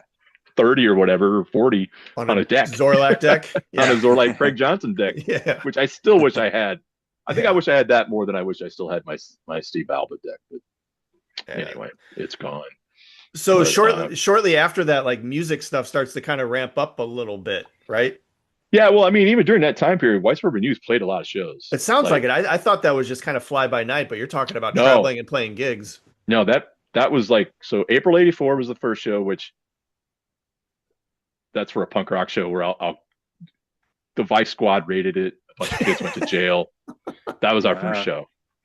There's plenty of stuff about that everywhere. And then we played a bunch of parties after that. That was like, they had to drag me out of the house. Like I still was like, we're our own scene. I don't need to be part of that scene. This is our scene in my backyard, basically. Oh, got it. And they Fritz, the drummer, and Rob Wagner came to my house and dragged me to a party. Like, let's go play this party. I'm Like we got to right. play shows if we're gonna do this, Yeah. dude. Yeah. But the switch got flipped, and I was out all the time after that. It was nonstop. We played a bunch of parties. Then we played a show at the Tivoli Theater. Oh wow. In June of that year. And then we played a show at New Value's Basement in June of that year too. First Drunks with Guns show, and us and this band called Proud Young Men. And I remember that one because I think I worked that day. During the day, I went home, skated by myself on the ramp. It's like, well, I don't have to be there till whenever. I'm gonna skate and then go to the show and go play a show. But and we played in September. We played with 45 Grave and the Vandals.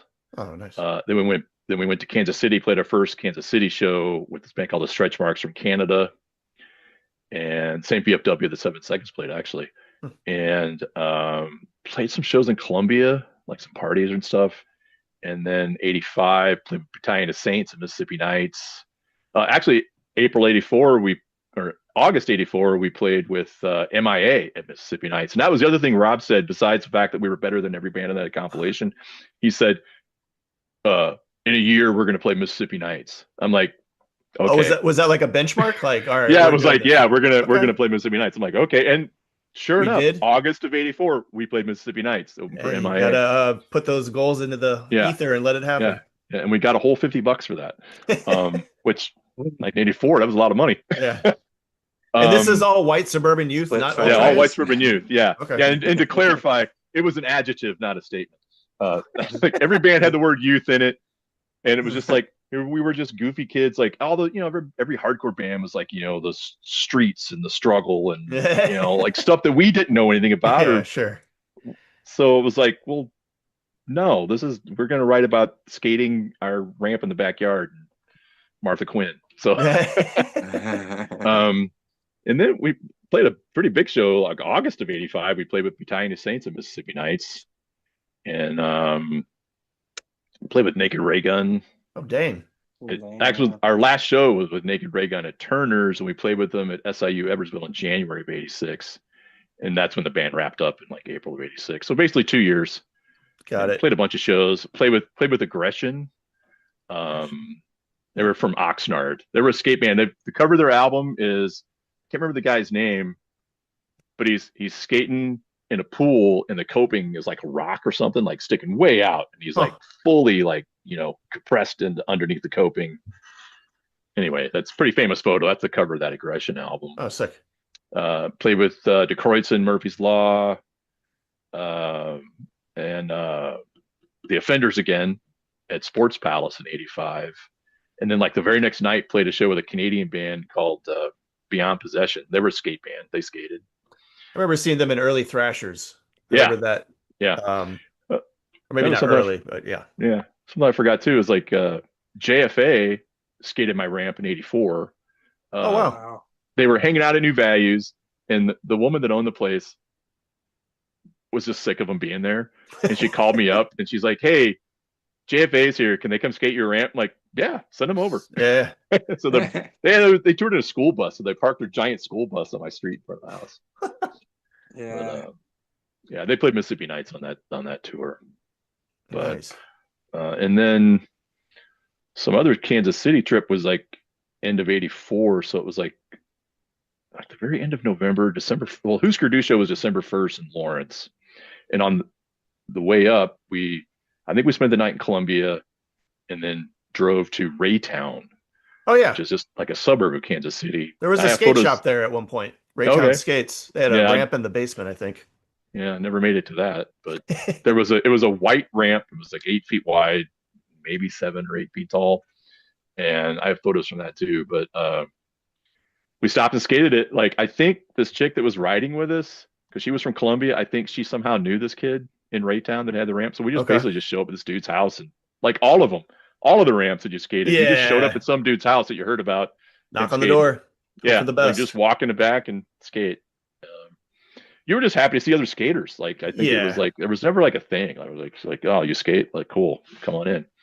But we skated that ramp, went to Husker Du, and it was like super warm that day. It was like just like now, it was like super freaky warm. And then next day, super cold. Oh, we went to Husker Du, spent the night at our friend's apartment, got up the next day, and this band called Mortal Micronauts from Lawrence, the drummer had a ramp out in the woods in Lawrence. And it was 12 feet wide. I think it was 9 feet. I have photos from that too, from that day actually. Skating that ramp. And then we went back up in April to skate it. And just coincidentally, Naked Ray Gun was playing Kansas City at the same time we were there. Jesus. So we got to go to see them again and hung out at a party with them after the fact. Yeah. You guys ran that circuit pretty hard between St. Louis and Kansas City, Kansas, right? Like there's just a lot going on. Yeah, with Ultraman, it really picked up between here in Lawrence. I mean, I to this day, if I drive to either Kansas City or even Lawrence, Highway 70 is a blur to me. Like I've drove it so many times that like it seems like just going down the street. Like it still to this day is like that. My brain's just hardwired to not think of Highway 70 as very far. Yeah, to get to Kansas City. Once you get going, it goes by quick. That's for sure. Yeah. But yeah, that was all of that. I was trying to think if there was anything else. Well, it's at some point, like mid to late '80s, Ultraman kind of starts picking up, basically, right? You guys are going beyond the Midwest. Yeah, crazy how. Yeah, it wasn't. Let me ask you this: when that happens, does your skateboard come with you and you're able to skate, or is it just strictly on the music grind? It just depends. Yeah. So I did get to skate a lot of places because of being on tour. Sure. In Lawrence, the outhouse shows, there was nowhere to skate. There was no ramps I knew of. The Micronauts ramp was gone, and you show up, you load in, you hang out, you play, you Yeah. leave. Um, but yeah, I mean, Ultraman kind of just, for whatever reason, really took off. Like we played a bunch of shows, and we would play just about any show we were asked to play, or any show we found out about that I would ask to play. So it was obnoxious. You know, a lot of people were probably sick of seeing us, but because different bands would have different crowds. It's just how it was, Sure. you know. And some of them were bigger, smaller too. There was that, so we wanted to be on whatever show to get out there. And yeah, by end of '86, we recorded for the first time. We released that cassette in early '87. Played with Suicidal Tendencies, Mississippi Nights that year. Mm. We always played there like once a year during that time period. Like there would be Really? like That's one it? show that, yeah, we didn't play that very often. Oh, There you really mean wasn't a lot. Mississippi Nights Yeah, specifically? Mississippi Played once Nights. a night. Yeah, Okay, got it. yeah. There There's wasn't lots a of lot. other venues. Yeah. Yeah, there wasn't Yeah. a lot happening there. So we played a lot of shows, a lot of Bernard's Pub, Sports Palace, Turner's Hall. Where was Sports Palace? Sports Palace is actually still there. The building is anyway. It was on Delmar, just east of like that Wabash old streetcar or train station Yeah, thing. yeah. It was an old roller rink. Okay. Yeah, it's like a daycare Yeah. center now, I think. Yeah, it's still there. And Cool. but so yeah, I was still skating a lot. Like actually I worked at Kmart until '87, I want to say, and I quit to work for Don Early at Future Skate. He opened a location in North County, like way In up on Spanish Lakes? Spanish Lake, yeah. No way. I Oh, remember I didn't know always. that. Well, I always heard Yeah. about that location, and I had no fuck. I still don't even know where Spanish Lake is, quite honestly. It's way north. Yeah, Way north. Because Yeah. when Future Skate was in Hawks Nest Plaza in St. Charles, I Yeah. just always heard about that. So you worked at that shop?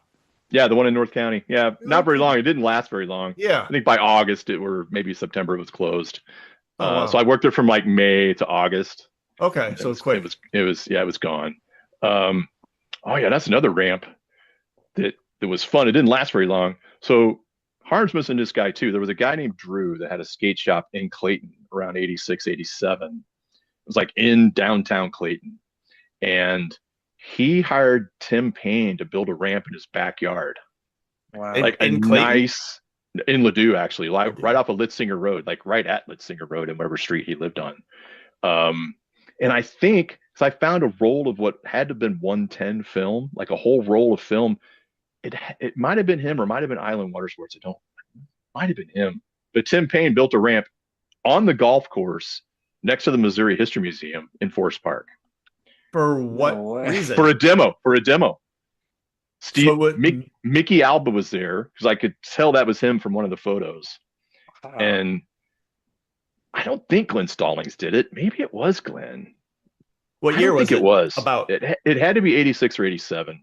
Those years are blurry for me. Yeah. It's hard to keep those 2 years straight for some reason. But we would hang out at the pavilion in Forest Park, and somehow I knew about it, and I went down there and I actually helped layer the ramp, like stand on the plywood so they could put the screws in. No And way. so I got to skate it. So I got to skate it that night, and because they had lights, and got to skate it, and then they had a demo the next day. And I have pictures from that, like a bunch of photos. Not like great pictures, but I have a bunch of pictures. From So that ramp was built just for one day demo, tore down the next day. far as I know. And then, Wow. but this guy had the ramp in his backyard, and he was going to learn to skate. I remember going there one day, and he had a 2x4 screwed into the middle of the transition, and I was like, "Get that off." And so I basically just skating back there by myself. He wasn't really skating, and I guess he was over it. And Don Early bought the ramp. Oh, was that the river ramp by chance? Yeah, it was. No way. So me and my brother and maybe someone else, we moved it. Like he Oh. took it was disassembled, and we helped Don or whoever else he had. I don't remember. I'm sure there was a U-Haul involved of some sort. But we took it all out to that river site. Which is And- basically some guy's front yard, right? Like, yeah. yeah, Like who was it the guy? basically- I don't know. Some Okay. friend of Did Don's, you as ever far get as to I know. skate it? I Todd? did a bunch. Yeah. In fact, No. I got What to about you, young Todd? Did you get No, to skate it? Like the older crew were going out there, and there's footage floating around that I've seen. And Is there? I'd love to see that. Steve Valley definitely has some good documented Okay. footage, or maybe even Yeah. Chris Sessions or somebody in there. Yeah. Yeah. The sessions I remember most skating there was with Joe Lopes and Don Fisher. That Ah. was, Man, that's right. those are they showed up not long after it got put up out there.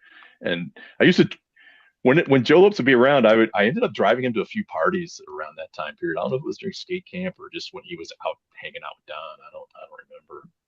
But I remember there's going to that some. that rumored Joe Lopes connection to the graphic or whatever. Yeah, I don't know if you guys heard that one. I don't know. Yeah. Yeah. Anyways, but yeah, that was a cool ramp, and it was funny. I'd kind of forgotten about it, and one day at Elm, I was like, oh wait, that's Hooster Road. Oh like, shit, is that where it was? That you came. I remember you got off at Zumble, and you came back around. You got on Hooster, and you went all the way out. You made a left over the train tracks, and you kept driving towards the river. That's all I really remember. That's funny. But I remember it was off of Hooster Road. Yeah, that's I live in St. Charles. It's not too terribly far from here. Yeah. So, yeah, pretty crazy. Huh. Wow, that's crazy. So Future Skate was at that one location, then it just was down to St. Just Charles. the one he had in St. Charles. Yeah. I Okay. guess he was still at Hawks Nest at that time. Yeah. Did you ever transfer over there? Any work over there? No. I went to work for Music Vision when that was all said and done. Wait, where was Music Vision? Where was that? There was a bunch of them. I worked at the one on the Rock Road, right? Not far from where that ramp was in St. Anne. Okay. I remember Music Vision. I remember that. Yeah, it was right at the Rock Road in Ashby. Okay. There was a bunch of those stores. They were like street side. They were everywhere. Yeah, there was one in Cave Springs, I think, if I recall correctly. Yeah, probably. Yeah. Buy concert tickets and stuff like that there. Yeah. Yep. Yeah. In fact, I remember when U2 tickets went on sale in '87. I had to work that day. Traumatizing. Yeah. Yeah, not too bad. But yeah, I did that. But yeah, Ultraman started touring really well. Like I said, our first show was in Columbia. Yep. But then like 80s, it had to be 87. So a year later, like almost to the day, like in May, Cheapskates in Memphis, Tennessee somehow tracked us down, probably through Maximum Rock and Roll, because I think was their first 7-inch out yet? No, that was 88.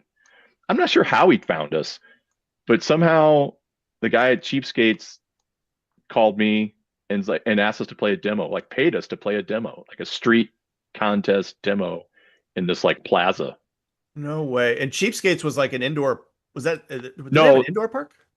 I think they might have later on. Indoor park is maybe somewhere else. I don't know if that's. Well, there was one in PA, but there was also one in Tennessee. Was this Memphis or Memphis? Yeah. Memphis. And so he paid us to play. He put us up in like a really nice hotel, like a suite with like 2 bedrooms and a living room and kitchen, the whole bit. Living it up, dude. This is kind of random, but was Fred Reeves there? Remember him? That name sounds very familiar. Black skater from back then. I don't know. Yeah, I'm just curious because name sounds familiar. Was it at a brick plaza? Maybe it was a big flat open plaza. Like it had maybe steps. Like that's the one that's sort of levels into Beale Street, basically. Maybe. I think it was. Yeah, I think you're right. That's where where they would have demos and stuff, Matt. I know where you're going with that. Okay. Yeah, I think that was it. So we played that outside and then met some skinhead dude that was like, you guys should play Antenna Club. It's like, well, okay. And somehow he got us a show the next night to play at Antenna Club. So we stayed another night and played the Antenna Club. Oh, rad. That's a good trip. Yeah, that worked. That was also a much longer story, but for somewhere else. A lot of crazy stuff happened. Yeah, I looked at some info on the band, and so did you tour with Mick Rad and Chuck Treese? No, but we played with them. So that was a year later. So that was 88. So our first official real like tour was a week long on the East Coast. So the 7-inch definitely was out by then. And actually Dan Druff made the shirts at Future Skate. Oh, in the back. Yeah, we had the red Ultraman shirts. I remember he printed those. The days of the screen print with making Vacant Grave t-shirts and stuff like that. That makes sense. Yeah. But yeah, so we got the shirts, picked them up, and left, headed east. And so the first show was in this town called Leonardtown, Maryland. and it was like a 4-H club thing. I'm not exactly sure. It was Okay. really weird. Like there was a group of buildings, and we played in one of them, and was with McRad. That's where I met Chuck for the first time. And they were So great. cool. And Yeah. then we drove from there to Boston, and I got to skate the Boston brick banks at the Boston Hospital The hospital. on No that trip. way. Yeah, Yeah. because friends of friends lived in a loft space right around the corner. So went and skated. Actually, with that guy Fred Broadhacker, he had moved to Boston and was living in that loft, and we went and skated the It looks banks. so fun. Oh Yeah. my Yeah, gosh. Yeah. that was fun. And then Yeah. I'm trying to think if I skated anywhere else. Oh yeah, I definitely did. So on the way back, Chris Roddick had moved to basically Swarthmore, right outside of Philadelphia by that time. I think around '86 he moved out there. Um, and uh, we stopped and skated a half pipe that he knew of on our way home. And I actually went out there in November of '86 just to hang out for 2 weeks. And skated a bunch of half pipes in Philadelphia, skated one in Delaware, Huh. and some other spots. So yeah, that was the first time I ever flew too, like in a real plane anyway, a commercial flight. But and then yeah, after that it's just kind of like a blinding blur. Like so, It's the ones that really stands out was on the UK Subs tour. We toured the West Coast. I got to skate the Easy 7 ditch in Houston on that trip, Oh, and sick. yeah, I have footage of that. And um, then That we just thing's still drove. there, isn't it? It's still I there, think. still going. Yeah. It's still Yeah. going. And then we basically just drove west to play our shows in LA, and then San Francisco, and then didn't skate in California at all on that trip.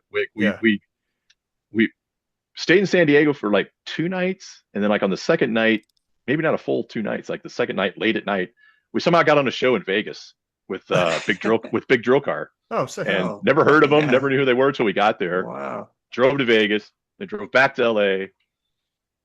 Just basically went to Fenders. We played, got in the van, drove to San Francisco. Didn't skate there either.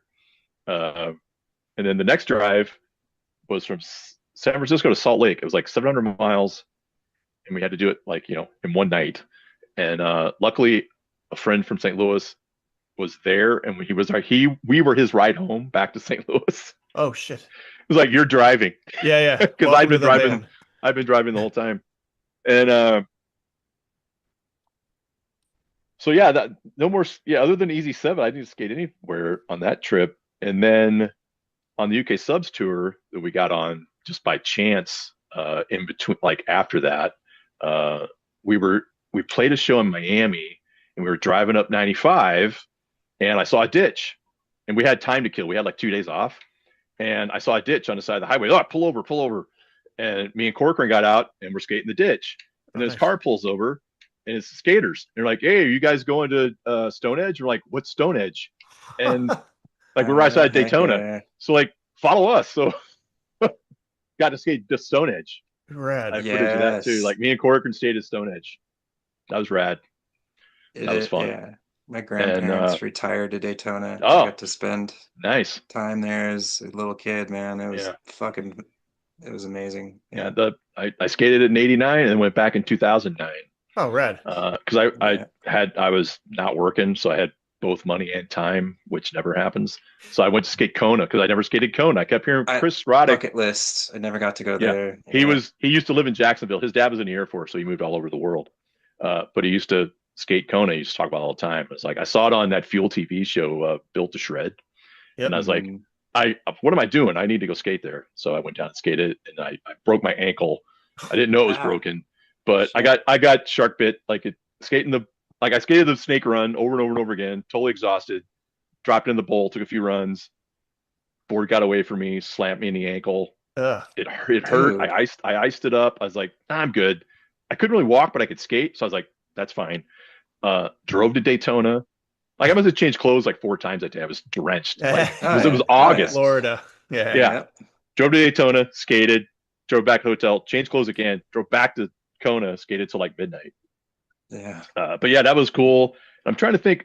I think on that same tour, we also skated an indoor ramp or indoor park outside of Philadelphia, somewhere in Pennsylvania, like Reading maybe, or Was somewhere. that Cheapskates? That might have Maybe been it was. Cheapskates. It might have Yeah. been. But I was gonna ask, like you talked about being flown out from the skate shop in Memphis. Like, did that ever happen? Like, hey, Ultraman's gonna play the skate event. Like, was that a thing ever, or was it That was really the only time. really? Okay, Like, okay. oh no. Well, unless you count during skate camp time, there was a kid named Doug Mesco. He was in a band called Stale Fish from Rolla. Really? And I actually found the flyer the other day.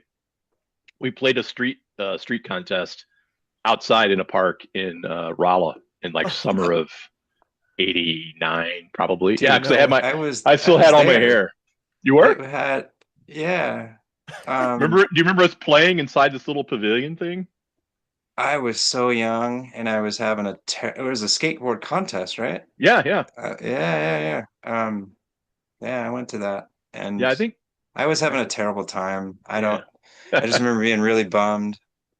And but do you remember Barrow was there? Like Steve Barrow was skating there and stuff. The only thing I remember is I think Corcoran skated in the contest, and I didn't. And the only thing I really remember is that because it's when I had my giant, crazy, knotted up, dreaded hair, whatever. And because it was night, there were June bugs everywhere. So I'm flailing my hair around. I'm getting June bugs caught in my hair. It was kind of a nightmare.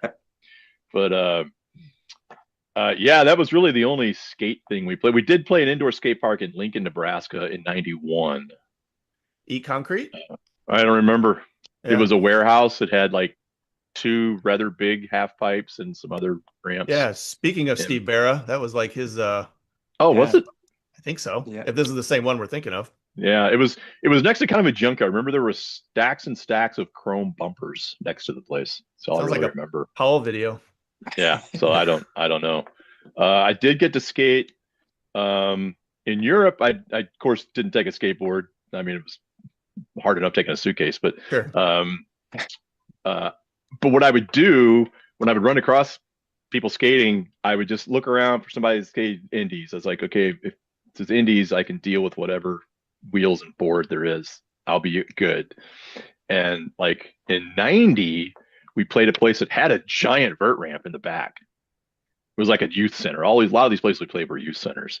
So it was this giant half pipe. I was like, oh, and I probably hadn't skated a real half pipe since, like a big one, since the one in St. Peter's, the indoor one. Oh, Cave Springs Park Cave there? Springs. Yeah, I had my ID from that place too.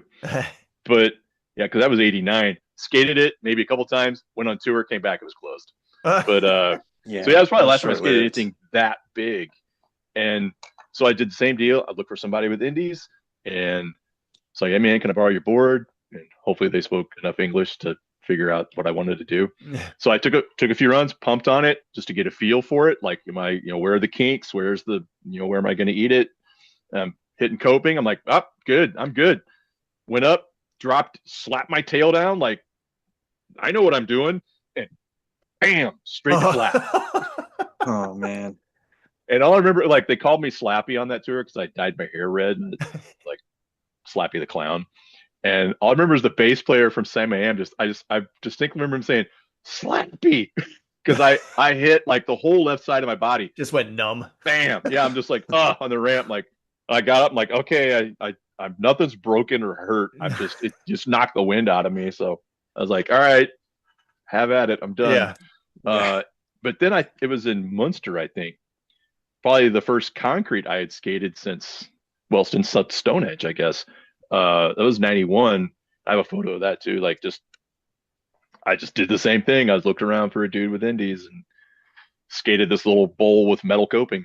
Nice. So heck yeah, man. Probably didn't skate anything like that again until 2000, 2001. Well, that's something actually I wanted to ask you because you've been skateboarding through all these eras. Around mid '90s, things aren't exactly that glamorous in the skate world to some degree. To some degree. So yeah, it's dark. Well, what's going through your mind then? Like, what are these fucking dipshits doing? Or is it just like, whatever, just give me some big wheels and no, I'm serious.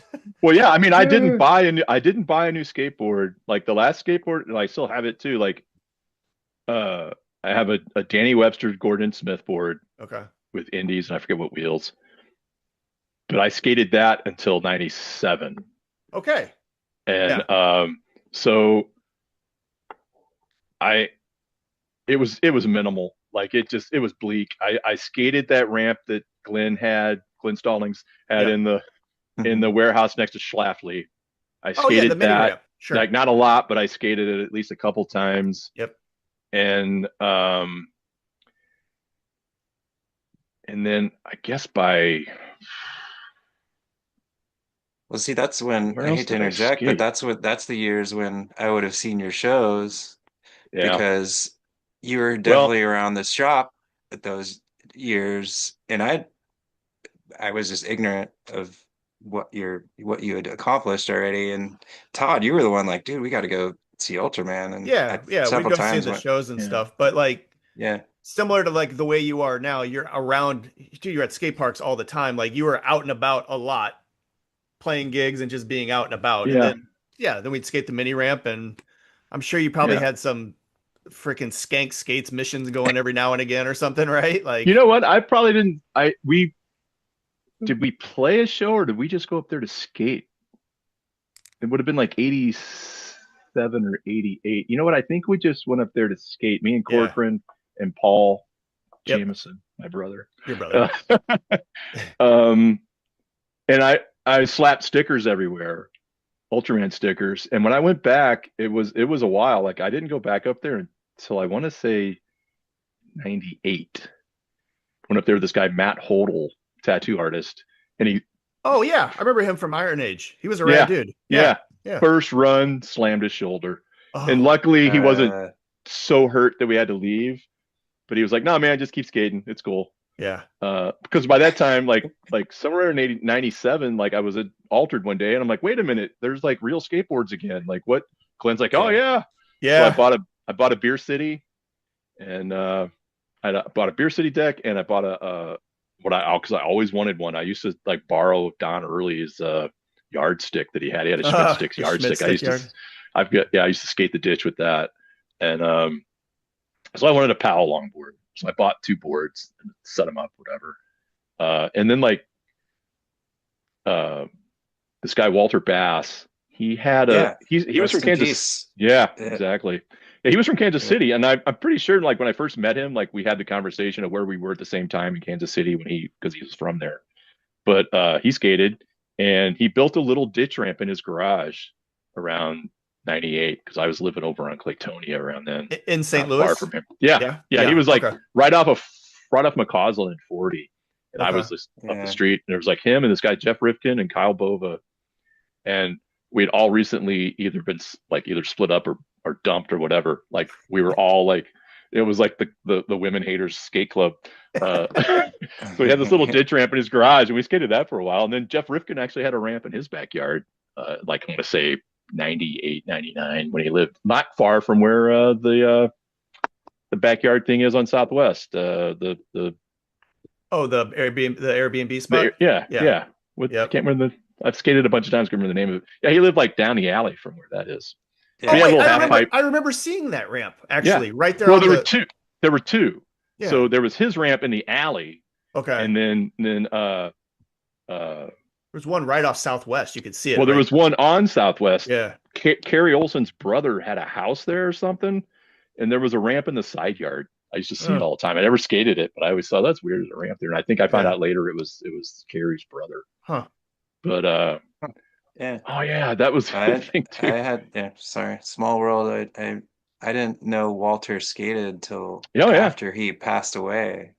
And yeah. he was in the science world that I've been in Oh, okay. my career. Yeah. But he was anyways, small world. He was a rad dude. I would talk to Oh, him all the time, and absolute best. he didn't know I skated. I didn't know he Yeah, skated. It was yeah, just funny connection. And then later, yeah. after he'd passed, somebody was like, "Oh, he skates." I'm like, "What?" Like, Oh yeah, anyways, yeah, yeah. He ruled. He yeah, was one of the best people ever. Yeah, yeah, yeah. super rad dude. Yeah, Like, yeah. People like him are pretty rare. But yeah, yeah, he actually when Yap first opened, he came out and skated. We had those weird yeah. sessions where it was only like 2 hours a day on a Saturday you could skate. I Well, don't know you're. how we didn't somehow connect the dots that we both skated. We just Yeah, would talk about other bullshit. yeah, It yeah, was fun.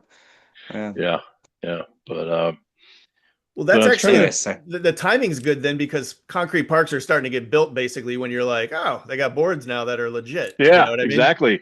Yeah, Yeah. so yeah, so the 90s were bleak. I actually used to live on Arkansas at Magnolia, and I had found I don't know if I was the first one to find it, but I found the blind school planter thing Oh, yeah, yeah. by accident, like in 84, 85. There used to be a bunch of parties on Shenandoah, and I got bored, and me and Chris Roddick got our skateboards out and just went skating around. That's what you do at 2 in the morning in the South Side. You go skating around, Push around. and Yeah.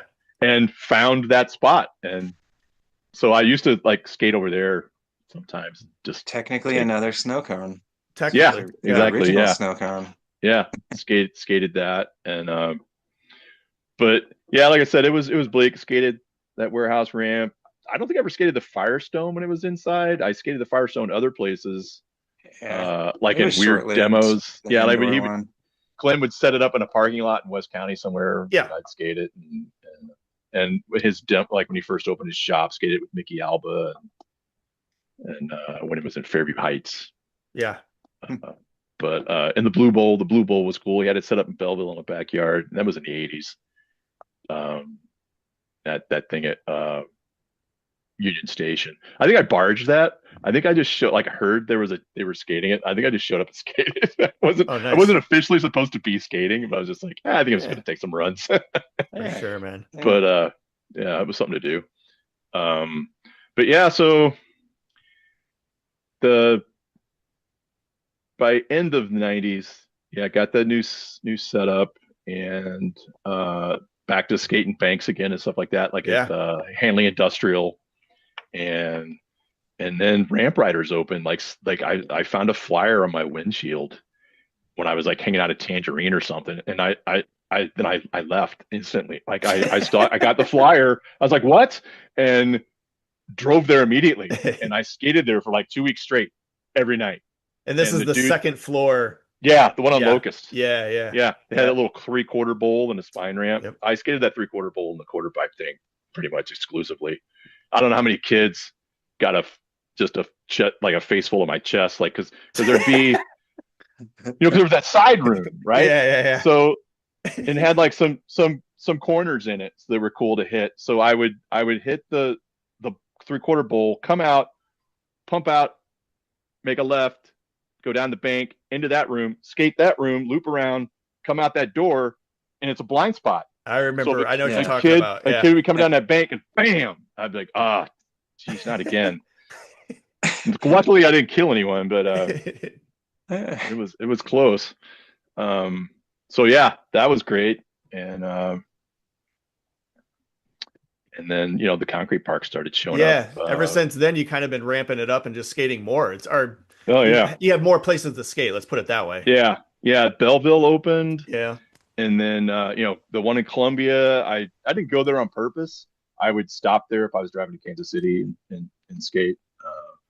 It was just weird, like the transition in that little horseshoe thing were like funky for me. It wasn't ideal, but it was the only game in town, that's for sure. Yeah, as far as concrete parks go. Yeah, but then Elm opened, and, Yeah. and then And then we got Morgan Ford and yep. eventually. Yeah, it was really cool finding those DIY spots. I remember when like the tennis courts, when I found those, I was like, oh man, this place rules. Yep. And the bridge happened. That back section in the bridge was absolute best. It Loved was. that. It was really Yeah, fun. but yeah, then basically it was the big bowl at Yap. That was what I was skating. The big bowl and the little bowl, because really that was all you could skate, because the park was so packed, you just couldn't. Yeah. There was just too many kids. Took that skate park a while to figure it Yeah. out. Maybe they haven't figured it out all the way, but Yeah, the new had to wear off finally. Yeah. But yeah, that was great. And I'd probably say like 2010 was probably like the 80s was probably 86, 87 at my peak, but Yeah. 2010 was probably the peak with that. It was in Herman's Hole, like Yeah. when he built that bowl down there. I would go skate that. I'd love the sound of pool coping. Then I'd go to Gap and steel coping. I was like, I wish this had pool coping, and now I can't skate it because I can't get up there. Like that's when things got probably more bleak than the 90s. Now that I think about it, because end of 2012, in the summer 2012, that's when my inner ear thing kicked in. Oh, you had And like a bad case of vertigo for a long time, right? yeah, I still have it really. Really? It's just I learned to skate around it. Yeah, It was it's that was dark. Like I didn't know what was happening. Like I was skating the big bowl and I was just jumping off for no reason. And Paul actually pointed out like stuff started happening earlier than that I just didn't notice. Like I was falling for no reason. Like Like it was walking, falling, like no, just that? skating. Oh, Like skating. some have skating. Like I didn't feel so bad. I didn't when I would get up in the morning. I didn't know it was not normal to have to put your hands on furniture to get from the bed to the bathroom. I Sure. didn't occur to me that that was a problem. Um, but going fast and going high is what was making it bad. So I was skating the bowl like nothing, and like just kept jumping off, and it just got progressively worse. Like I tore my meniscus skating elm in the bowl mm, when that was happening, yeah. so I didn't really get to skate much. And then it kind of healed up. I didn't know I had torn it. Went to California for work. Paul came out to meet me. We skated a bunch of parks. I was okay there. I could still skate the big bowl at Pedlo. I could still get on coping there. And, you know, that's like what, 10 feet? It felt weird, but I could still do it. And even 2013, skated in the summer, skated the bowl at Springfield, Missouri, Okay. you know, and that was, I was still good. But then by 2014, beginning of 2014, skating the big bowl at Yap and just I kept falling. I fell and hit the back of my head. I was like, oh, this is just not Oh happening. God. I don't know what's going on. And You have a helmet on now? oh yeah, went to Yeah. a bunch of doctors. I was like, it was almost the point where it's like, I hope it's a brain tumor so they can take the brain tumor out and then I'll be okay. Like Right. that was how my brain was. That's how I was thinking. But it was nothing. And then eventually a doctor finally told me like, look, even if we could figure it out, we couldn't fix it. It's Jesus. like, okay, great. Yeah, I was Yeah. like, you got to be kidding me. It's like, all right, well, so 2014, I lost kick turns. 2014, I couldn't roll down the bank at Elm. Oh my God. It Man. was bad. And I was like, it made me skate more. Like, I remember telling someone about it and he's like, oh, I just would have quit skating. I was like, that didn't even occur to me. You're right. Like, I was like, I got to keep skating because it was like, imagine waking up and like another limb is missing. Like that's what it was like. Every time I skate, it was worse. And so from 14 through probably late 15, early 16, it was bad. It got a little better through 15, but 14 was the worst of it. 14 was when I would be out at Elm by myself, just screaming, just Oh throwing my shit. skateboard, like Yeah. full on losing it. It's like it was like getting up to walk something you've been doing your whole life and not being able to do it and just Yeah. falling down. Like, how do you lose kick turns? Like Did it impact what? Yeah. stuff beyond skateboarding though? Like, Not really. really? Okay. Yeah, I mean, not that I knew of. I mean, That you could you walk from notice. point A to point B and you're not Yeah, getting wobbly. yeah, it didn't feel crazy. Okay. But if I went too fast or too high, it wasn't like a spinning thing. It was like I'm falling. Like Huh. I'm falling. Like my brain constantly thought I was falling. So the doctor's like, well, I can give you Valium. I was like, well, won't that make me dizzier? He's like, no, low dose. It slows down everything in your brain. It'll slow down what's wrong in your inner ear. I'm like, oh, all right. And it kind of worked. But I think more than anything, it was just continuing to skate and getting my brain to wire around it. Oh, okay. Because I mean, I'm Yeah. already, where I'm skating now compared to then is way better. It's still not where I want to be. I still want to be able to drop into the bowl and get my Well, backside grinds. I'd like to add, this is, hopefully I'll get to the point quickly. Today is Christopher Casey's birthday, Oh, and we would have lots of discussions about you and your golden years here, and we were always just like, what the fuck? Like Tim's getting better? And we were stoked on that. Like the kids are gonna call this glazing, but that's what I've learned the term is. But yeah, we were always just like, holy shit, man, like Tim's like getting better. Like how the fuck is that happening? And so yeah, it I don't was know. always stoking us out. Like, Well, cool. yeah, had some discussions That's like that. Yeah. that's the whole point of skateboarding. Yeah. Is to True. just Yeah. keep it rolling. Like And to be everybody's doing stoked is that going. at your age was like, And Yeah. obviously Oh, yeah. Chris and myself aren't far behind you, so it was like Yeah. inspirational, you know. Yeah. Yeah. Good stuff, Any man. any session he was there was instantly better just because he was there. Oh, Like yeah. it was just, you were just more amped. Like he would definitely get me to do things or try Yeah. things like things I would think of. He's like, yeah, do it. Like here's I try. It's like he was always amping you to do it. So yeah, I missed Yeah. that a lot. Just But throw that in there to get just out of the yeah, yeah, out of the it was vertigo talk. yeah. I don't know. I mean, like I said, So I you just I kept was skating and determined. kind of worked through it to some degree? Yeah, Yeah. yeah. I still can't get above the scum line in a big bowl. Yep. And I won't even do it. Like I used to do it sometimes. It's kind of depressing. It's like I just won't do it. But Yeah. I just I don't know if I jinxed myself because I remember thinking before it started, like not long before it started, it was like I wonder how long I have. Mhm. Mm, It's like I've felt like if I'm been on borrowed time for a long time anyway. It's like how long do I have? sure. And then that started happening. It's like, oh, this isn't it. I made up my mind this wasn't it, that I was going to keep skating. And I think that's what helped. Just kept skating. And yeah, I think like if you saw me skate in 2014 or 15 and you saw Sure. me skate now, yeah, I'm better. Yeah. But Yeah. Yeah. Yeah. Yeah. yeah, And I think and that I, was I've the observation point, you know, yeah, like and I think I remember thinking even before then or even during that, I was like, I will keep skating as much as I have left.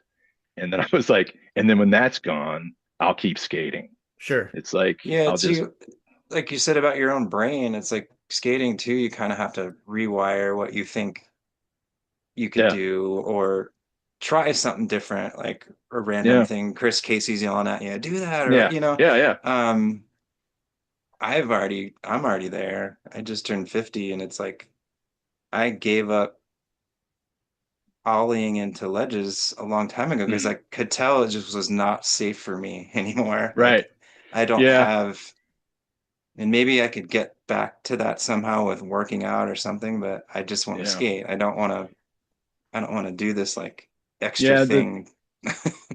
Yeah, your brain and your body are just at odds because your brain still thinks you're 19 Sure. and Yeah. your knees tell a different story. Like it's just the fact of deterioration, like your joints and everything. I mean, I've Yep. got arthritis in Mhm. my knees, my shoulders. It's it hurts, Yep.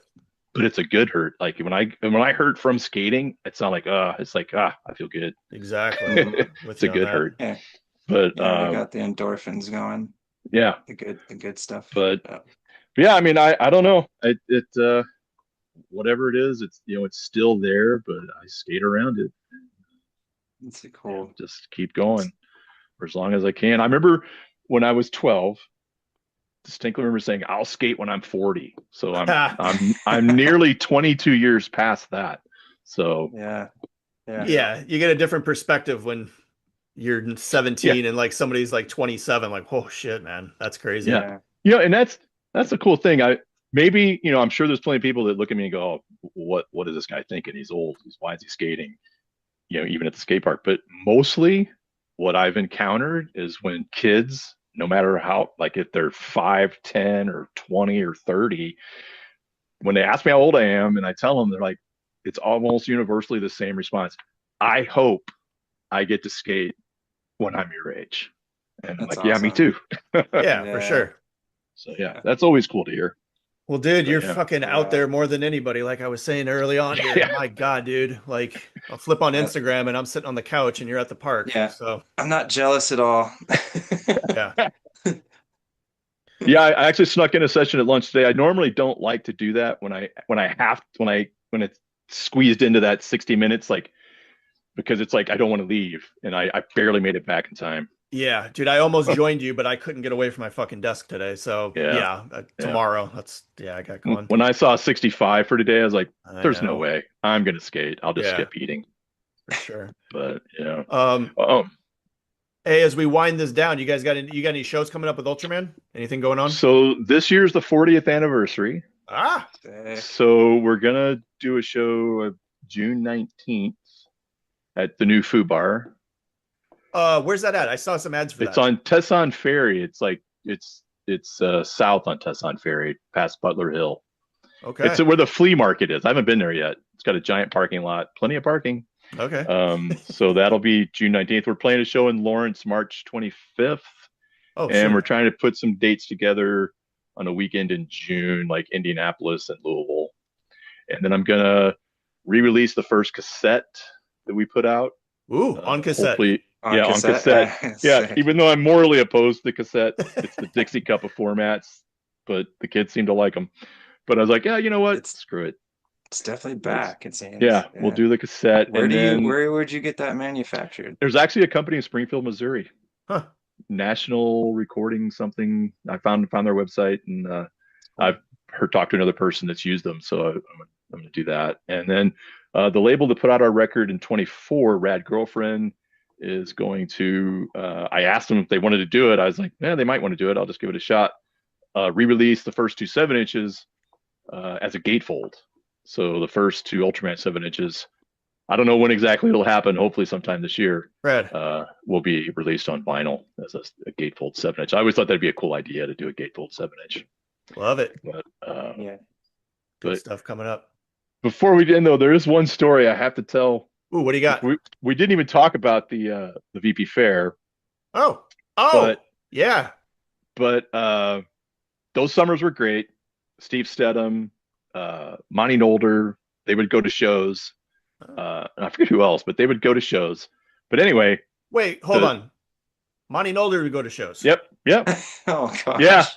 No, I'm serious. I know. Yeah. Well, he would go. He was That's deaf back he was then. hanging out. He Yeah, was hanging out. Okay. Yeah. Rad. You know, yeah, he didn't have to wear earplugs. He was good. Sure. But anyway, that was a cool time. And of course, both years that was amazing. And I actually got to skate both those ramps, I think. One of them moved to Illinois. I skated it in Illinois, Collinsville. That's where the VP Fair ramp wound up. Yep. Went to some kid's house in Collinsville. And the guys that owned Island Water Sports had part of it, and like they had chopped it down tremendously and had it in his backyard. I skated it once, I think.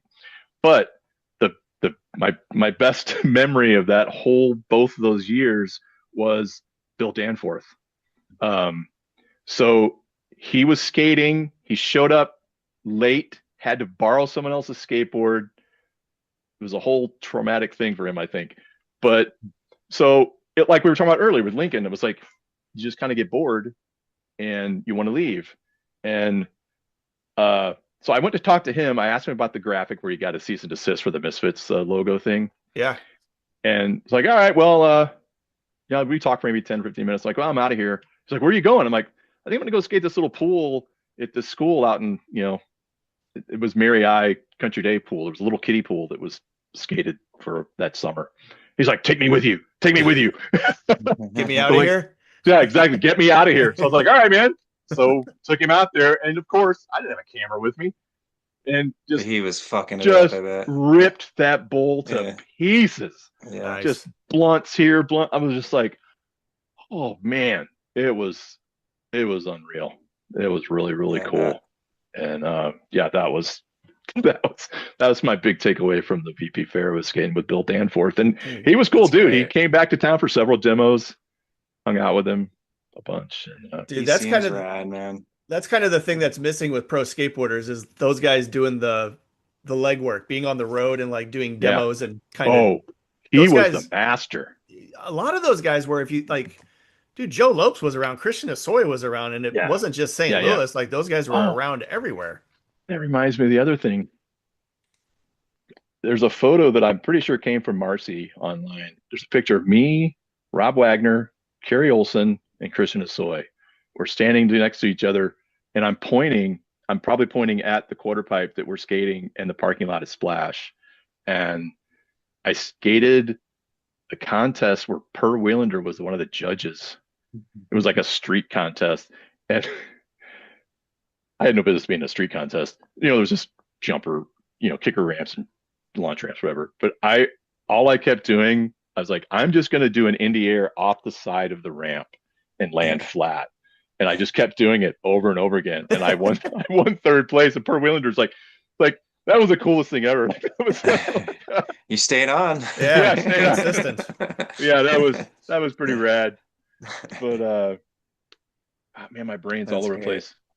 Yeah. The other thing I wanted to mention, because John talked about it too, was Little Rock, Big Rock and Little Rock, was skating that big pink fiberglass ramp.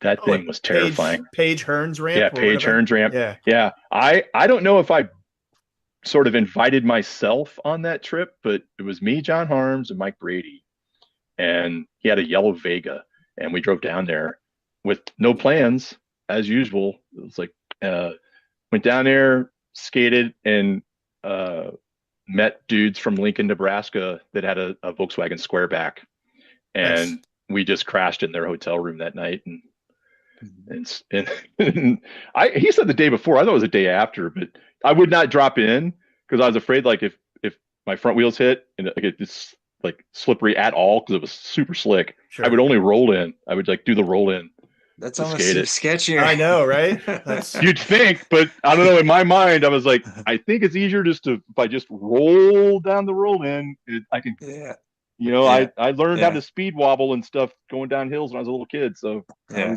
I was like, I think that seems safer to me. But yeah. yeah, that was a great weekend. That was a lot of fun. But hell yeah. anyway, Okay. Well, dude, so let's yeah, This is start to wind this down. It's getting later. alrighty. Yep.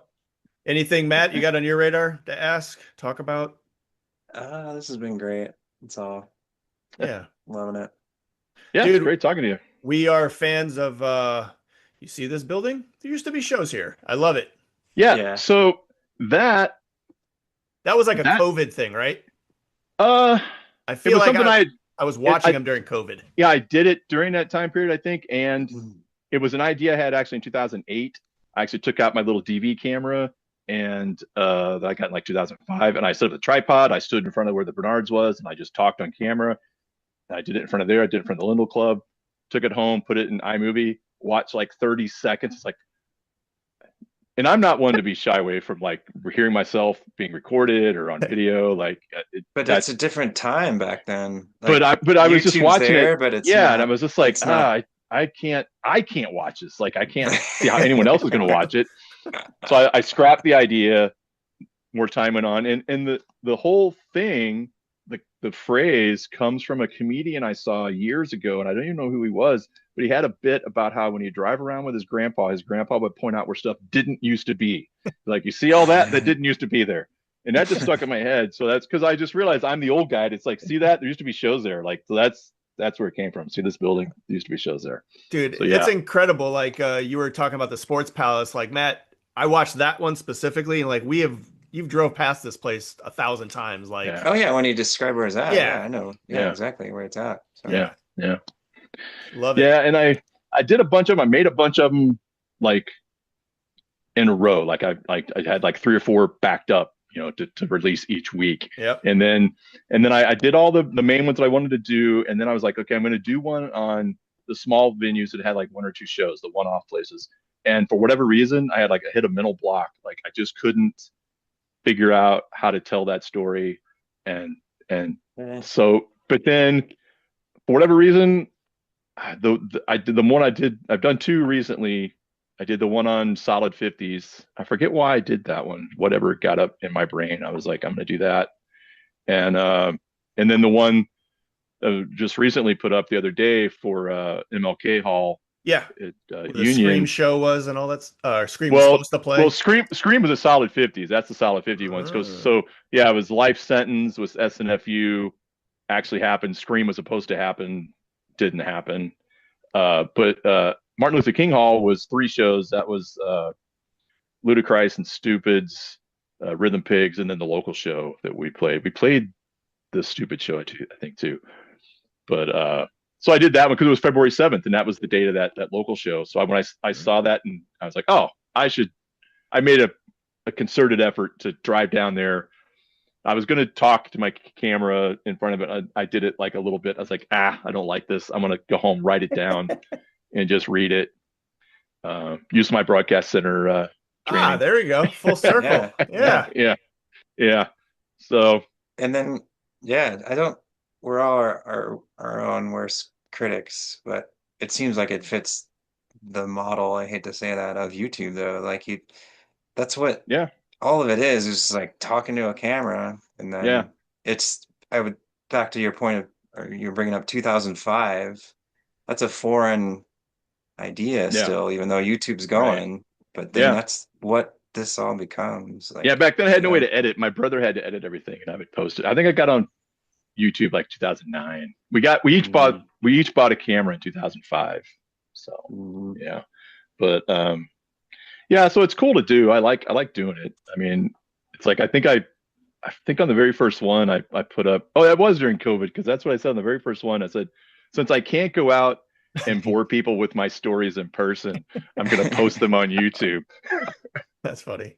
So yeah, We'll that was keep it my going, man. Yeah, I dude, love those it. are yeah. Well, awesome. thanks. Glad you enjoy it. Yeah. Yeah, it's I always wondered like, well, maybe people like this, We but got the same thing. I always say the same thing. People say, "Oh, I yeah, watched that." I'm like, "Oh, you're the guy that watches it. Cool, yeah, thanks." yeah, You know, appreciate it. yeah, yeah. But yeah, and that's the thing too with even the skate videos that I post. It's kind of cool. Like some people will post, I'm like, yeah, man, you really inspire me. I'm like, really, I'm just rolling around. Like in on my thing, I just say I'm rolling low and slow. It's like, but people are like, oh, I'm really inspired by it. I'm like, well, cool.